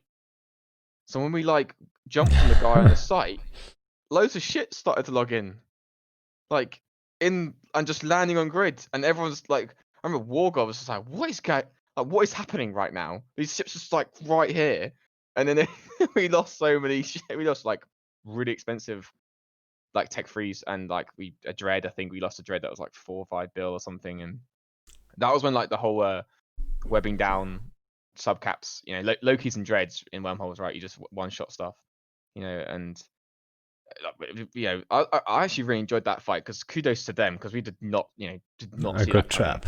like at all. Like and the same thing in nullsec, and I remember Providence once killed us in try. I said that like, no, we can burn back. You free burn back. Famous last words. Um, I think like got jumped. Half the fleet got jumped on. From a no, what is it? I think Wargod said, no, everyone can burn back. Should be clear. About 3 jumps after that, like an entire Provi fleet jumped in, like on the gate. It was cool. Blood Brothers. Is he still playing? I don't know if he's still playing. No, I don't know. Like he lost a lot of ships that time. But oh yeah, but going back to, I always feel bad when I whelp a fleet. Personally, I just think it's like, it's basically my fault. It's not anyone Well, else's fault. It always depends on how do you lose them, right? Do you lose them because you just like, if it's a, if someone doesn't give a shit and that's why he just whoops in and webs them for nothing, I would be mad at him, right? But if someone says, okay, there is a chance here, it could be epic, chances are maybe like 15% that it's epic. Maybe we get away with a frag or two and then we disengage anyway, so it's like a, it's an okay-ish outcome, but there's a high chance we actually whelp. A lot of people, I think a lot of FCs would be surprised how willing people are to take on those chances. You just gotta be honest with them, right? If you bullshit them into stuff or whatever, like, and then try to spin a win out of a loss, that's, I think, that's weird then, right? It's the same, like, but I usually only ever pay if it's like, I don't know, like if I don't warp out quick enough, like in a fleet, if I'm warping everybody out, or if I like warp us to a bad ping and some people get tackled because it's my fault, but yeah, if people are like not paying attention and they die in the fleet, like, or something, then it's fine. I do usually ask them, like, okay, should we go? Is everyone should we just do this? And everyone will be like, yeah, let's just do it. And it's like, okay, you're going in, everyone's, but yeah, I could just think of the ickies, because the ickies thing was like my idea. I was like, we can do this. I'm pretty sure everyone was just like, I don't know. There's a lot of them. There's a lot of guys. Similar to my like elimination. He mentioned it, like the Ishtars. I took them out versus VVV, lost them, like I said, but I also took them out when there was like pan-famine system with like ridiculous numbers. And I'm like, let's test this. And it kind of looked okay-ish in the first 10 seconds, right? To be honest. So I like that. Confidence in the first 10 seconds. Yeah. I was like, we're doing this. We could win. Yeah. I feel like I stepped over that famous line. It became a little bit dumb to engage there. It's just like, okay, one Ishtar's down. And you're just like, okay. And then one another is, one's down. One is none. It's like fine. And then you're like, okay. And another one's dead. And another one's dead. And then before you know it, yeah, it went downhill quick, especially against Munins. Like we were in Ishtars. We had a small support fleet from Detco in, I think it was Eagles. It was even smaller than our fleet, and they had just had like twice our numbers in Munins, basically, right? And then I'm like, we can take out a lot of Munins with Evo. Maybe we can stretch this, and it was just dumb. It's a big maybe, though. Like, yeah, it's maybe in caps, it's in capped, underlined, and in italics and bold. It's one of those fights I should have taken, but whatever. I think trying is the best. I just wish people would just be like, and that's good. I appreciate FCs like yourself that just try, like just try and go for it. In the end, what's the worst that can happen? Just gonna lose some random ships. Yeah, especially a big alliance. To be honest, like big alliances should have no excuse where attacking with their fleets. Everything's paid for, right? Essentially, like especially on a fleet level. Yeah, by the alliance though. So most of the FCs, like, at least in our case, we are aware of like what the alliances finances are looking like, right? So if you do not have, let's say, a trill on your wallet, you shouldn't be whelping like Ishtar fleets all day. No, they're expensive. I'm talking like Tech 1 battle cruisers and stuff. Yeah, like, Tech 1 battle cruisers any time. It's cheap as hell. Like you shouldn't be worrying about it like at all. Like Ishtars, yeah, definitely not. They're a bit more expensive, but like losing 6 in a fight isn't that bad, right? It's like it's not gonna dent. I just think that like a lot of these alliances, like Goon Swarm and NC Dart and P Horde, they have monumental levels of ISK, right? Insane. I don't think people realize. Yeah. It's just. You want to talk about the high sec keepstar thing? No, right? I mean. Yeah, wait, does Cable have connections to you guys? Oh, well, Cable was in Volta up until 2 months ago, roughly. Yeah, he's very I thought interested. So. Yeah, he was very interested in the high sec the Keepstar and the alliances that own that and the consortium over Oh, there. well, I bring his name up. Yeah, I shouldn't have done this. Because there's drama involved. I honestly forgot there was actually, just in my head, it was like, there was something going on. Like, oh yeah, the Heisei Keepstar, because he talked to me when this whole thing went down and all that stuff. But yeah, there was some drama with you guys. Maybe. I wouldn't say it's drama. Like I think that Well, he got kicked or something. No, he didn't get kicked. We didn't kick him. Oh, he left. He left. Yeah. It's just a different play style. Like he wanted to do more a different style of game, like high sec orientated. Not to a certain. It revolved around like Sotios and getting Sotios and disrupting the high sec Blue donors, yeah. thing, yeah, which we did do. We I think we fought P-Horde and Goons in rocks and high sec. I think we lost all the rocks, but it was a good fight. But a lot of the a big part of the alliance and corps and people were, I think, were not interested in that sort of playstyle. So he didn't get the numbers, and then there was some drama with another FC calling yeah, a fleet probably. while he did. So It's just, yeah, I mean, it's all hearsay and it was just one of those things where like I kind of said, and some of the other directors like, we want to focus on the rolling and hunting a nullsec and going to timers and stuff, and that's where the main content is, like for us and what most of the members are interested in doing. But don't get me wrong, there were people that wanted to do what he wanted to do, right? There's always some people that are interested.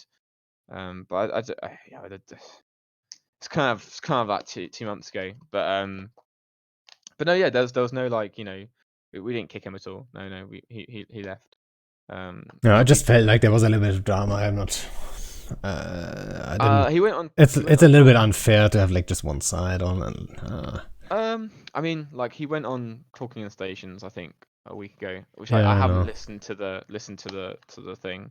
Uh, but no, yeah, I mean, it's just it's like when someone wants to do something else, and if 70% of the alliance are not interested, it's kind of hard for that person to do things because then you get less people, and then it Yeah, becomes and like it's probably tricky. So contesting for content of like different FCs doing different things, and it's just like, well, yeah, it's probably tricky also to do the whole NPC steal thing without coming across like you're just greedy. You're trying to do it to get rich yourself and stuff.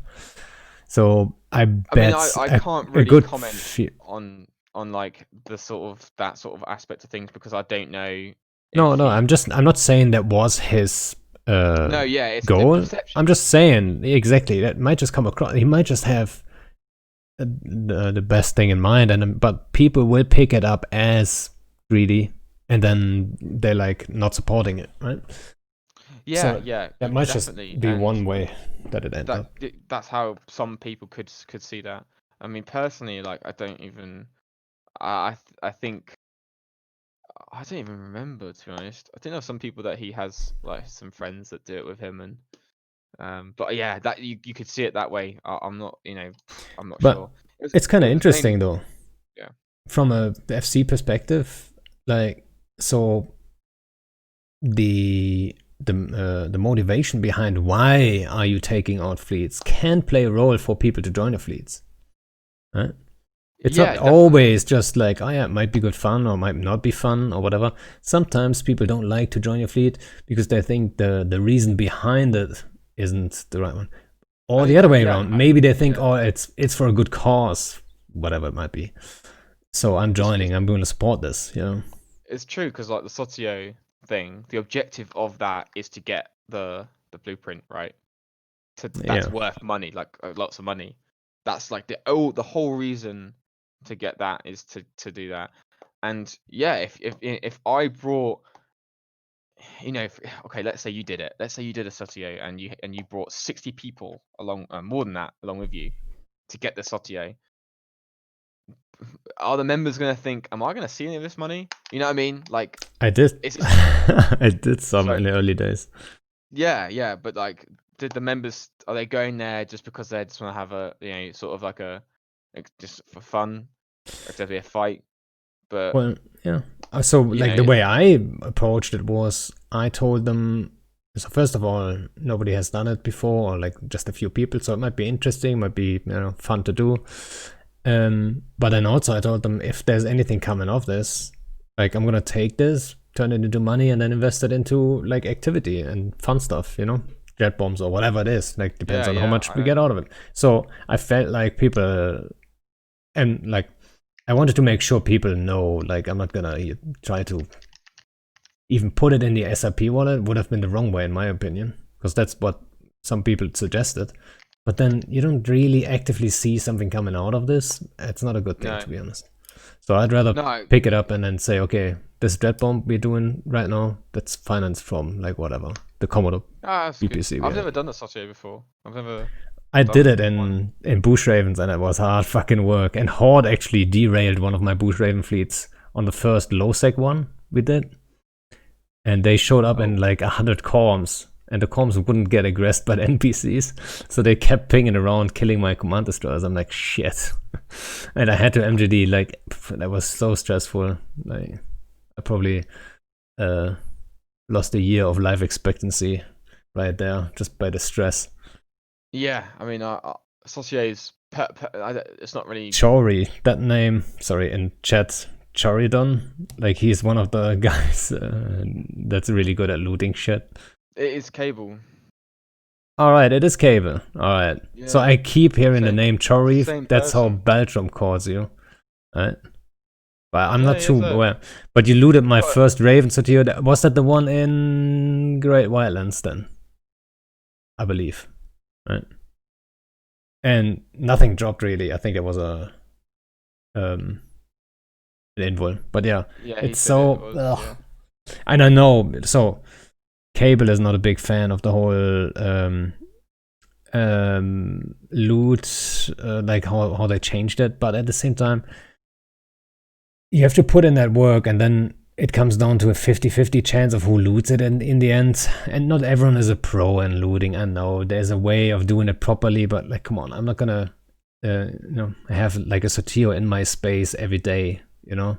So if we do it like every couple months, like every 4 months or something, we're not gonna have the pro looter and the stuff ready to go. Yeah. It's like being prepared for that once like maybe twice a year kind of thing. It's just not reliable, so realistic. So I feel like it was crazy to have that being looted by scepters. That was ridiculous. And then they changed it to howlers, and I still think that was a little bit too little. But I mean, what you gonna do? Yeah, I suppose. I mean, man, I don't. It's not really my. It's not really my play style. You know, I've never done one before, and it doesn't really interest me. To be honest, as an FC or as content at all, it doesn't. Really, I was hoping. So when they first introduced it, I was hoping we would see a little bit more like fighting going on over these, so people would contest them. No, exactly. And stuff, yeah. But that's not happening at all. I think. I don't think there is any fighting really over him at all. Well, we killed a couple SSH dreads before and stuff, but other than that, yeah, it's not really a thing that and to touch on the high sec thing. No, yeah, I mean there is the blue whatever thing in high sec, and yeah, I mean that is an issue, but yeah, it's kind of difficult to deal with, right? Oh yeah, we lost a Titan not too long ago. That's again, that's like coming down to like actually people doing their own thing, and they don't want anyone else to know, and then they're getting greedy. You know what I mean? Like, oh, we can have this all for ourselves, and then people unexperienced with them, and people die. Yeah, definitely. I think, and going back to what you said about FCs and like perception of FCs of intention is like super important for members as well. because of the if it's a malicious intent, people are not gonna be keen to go on it, right? Even if it's a suspicion, right? Like it's just like people are just like, oh, I'm not really too sure about this Yeah. FC. Like, what's he really want to do? Why is he really doing this? You know. Yeah, it plays a big role, definitely. But like, I wanted to quickly touch as well about the invasion tournament. I wanted to hear if you've been following it at all, just out of pure I wanted interest. to join it in London, but I didn't Oh, get you a slot. did? I didn't get a slot. Ah, I actually said like we're gonna beat you all, just call everyone out. But they didn't give me a slot, so what did you watch the other ones, the other tournaments? I didn't watch them actively. No, I was told though the Vegas guys, like I know the guys that won in Vegas, Yeah. and they said like it was ridiculously easy, and I just felt like, all right, if it's that easy, I'm just gonna go into London and give it a good shot, and then get the trip to Iceland. And that's the first time I actually thought about like, oh fuck yeah, maybe it's realistic. Maybe I can get to FanFest 2020. That would be fucking awesome. And Did you? then we had a team, me and Angel Lexi, one of our FCs, but we didn't get the slot. So Ah, that's a shame, man. Like to be honest, like the Eve London tournament in terms of difficulty, like some of the matches leading up to the finals were the hardest, actually. So I Uh, feel like the ones in London were probably tougher than the ones at Vegas, right? yeah, they're pretty close. Yeah, like we flew against a Fabski, like that basically like a Hydra team in like the lead up to the final, and obviously it wasn't streamed, but it came down to me reloading my ASB. If it was like 2 seconds after, I would have died because I was in structure. That was just you know stress of me pressing. I think I was pressing Q. I hotkeyed. That's annoying as well. Is you have to do all your hotkeys before the match, which is bloody. It's so annoying. Uh, is you have to set everything up. But the finals are I really don't use interesting. a whole lot of hotkeys to be quite honest, just for Oh no, I drones. do. I have like a complete setup of hotkeys. For targeting and for drones and modules and whatever. I don't click anywhere. But no, we in terms of like for the we want me and Annie, my co-captain for the AT team, won Eve London, but we had Chori actually and Tick into the online tournament, and they helped us train for the London one, and we helped them train for the online qualifiers. And I think they got to the finals for the online one, but then they like changed the rules. I don't know if you know that at the end for the last match they changed the rules, Oh which is really? kind of dumb. Yeah, they changed it to so they're like so up into the finals it was That's the like same the rules for usual. everyone, so Yeah, I know, but it was kind of like it was a complete. I think it was like Leshak and something else, and it was kind of. But then it just comes down to luck, right? Because like it's not skill at the end; it's just luck. Like just whoever.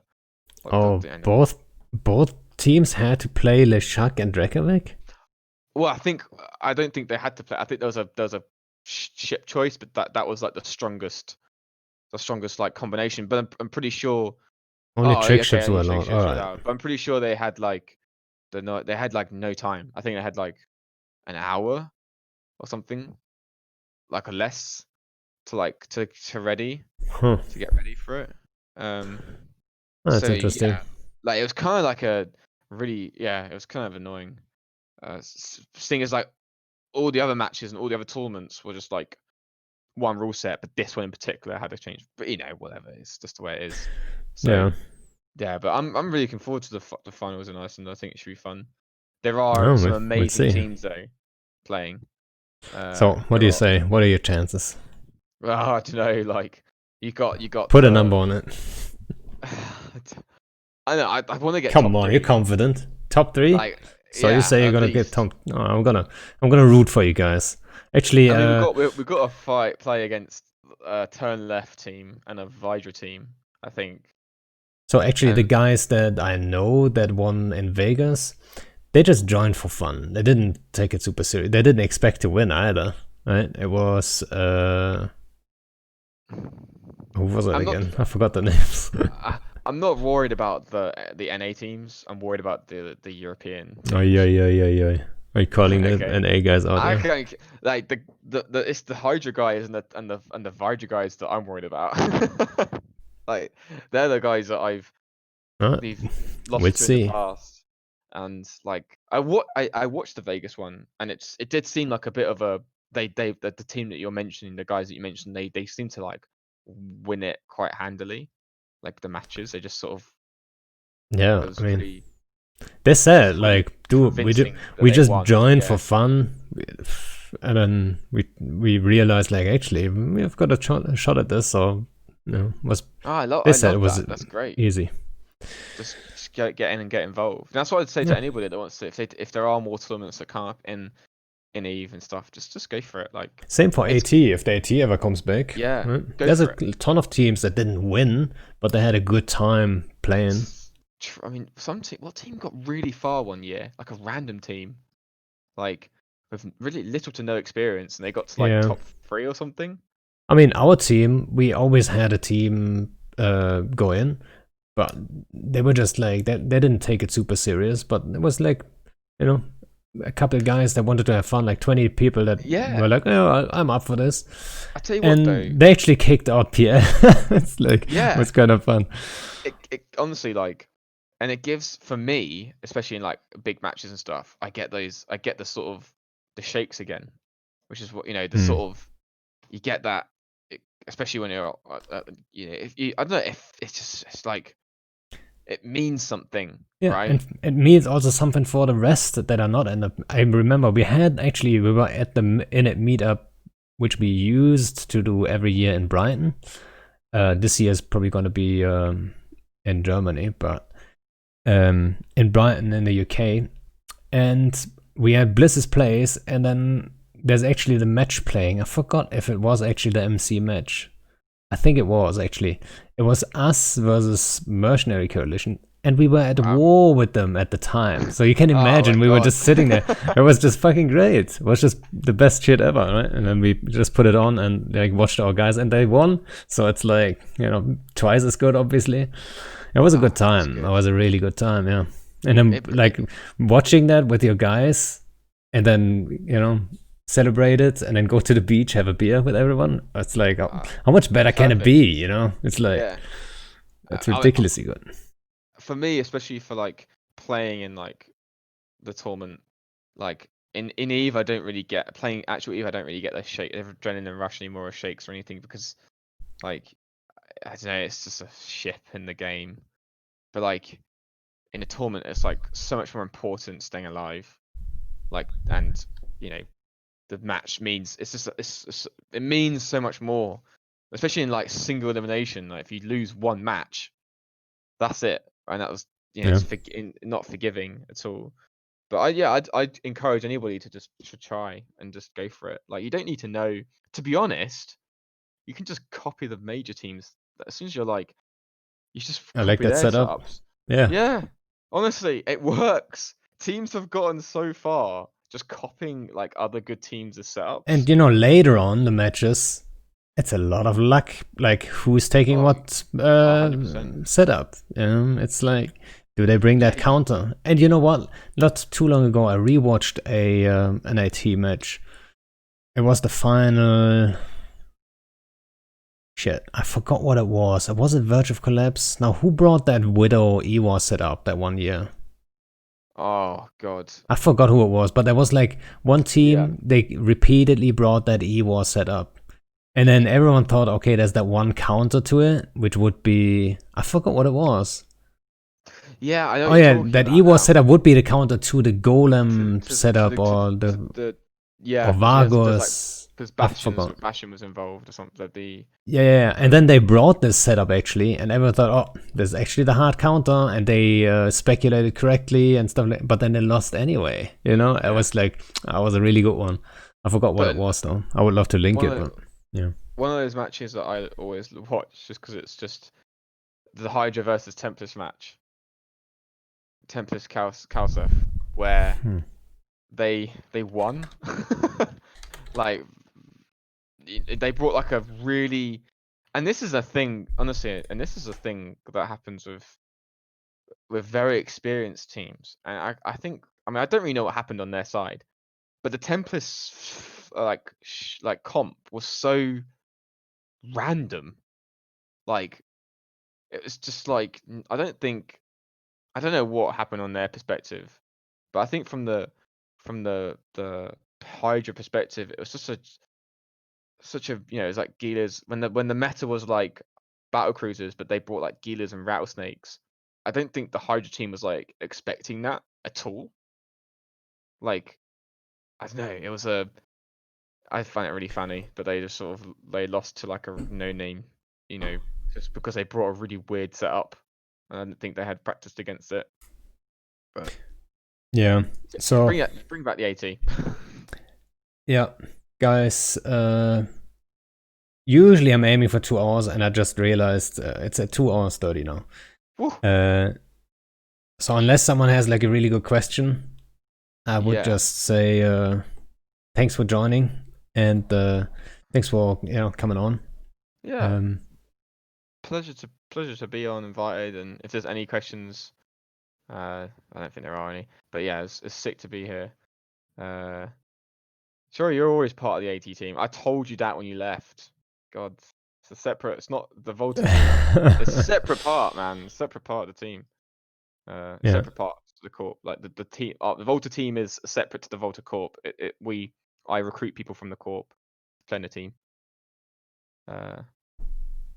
Do you think boosters were completely broken when they need to be nerfed?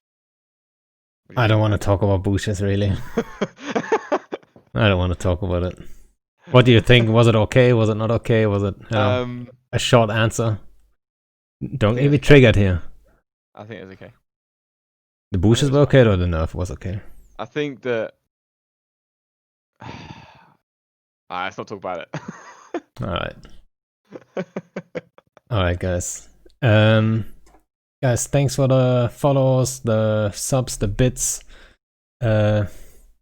Thanks for watching, and I would say let's keep it short, and see you guys around. See you on the next one. Yeah, guys, yeah.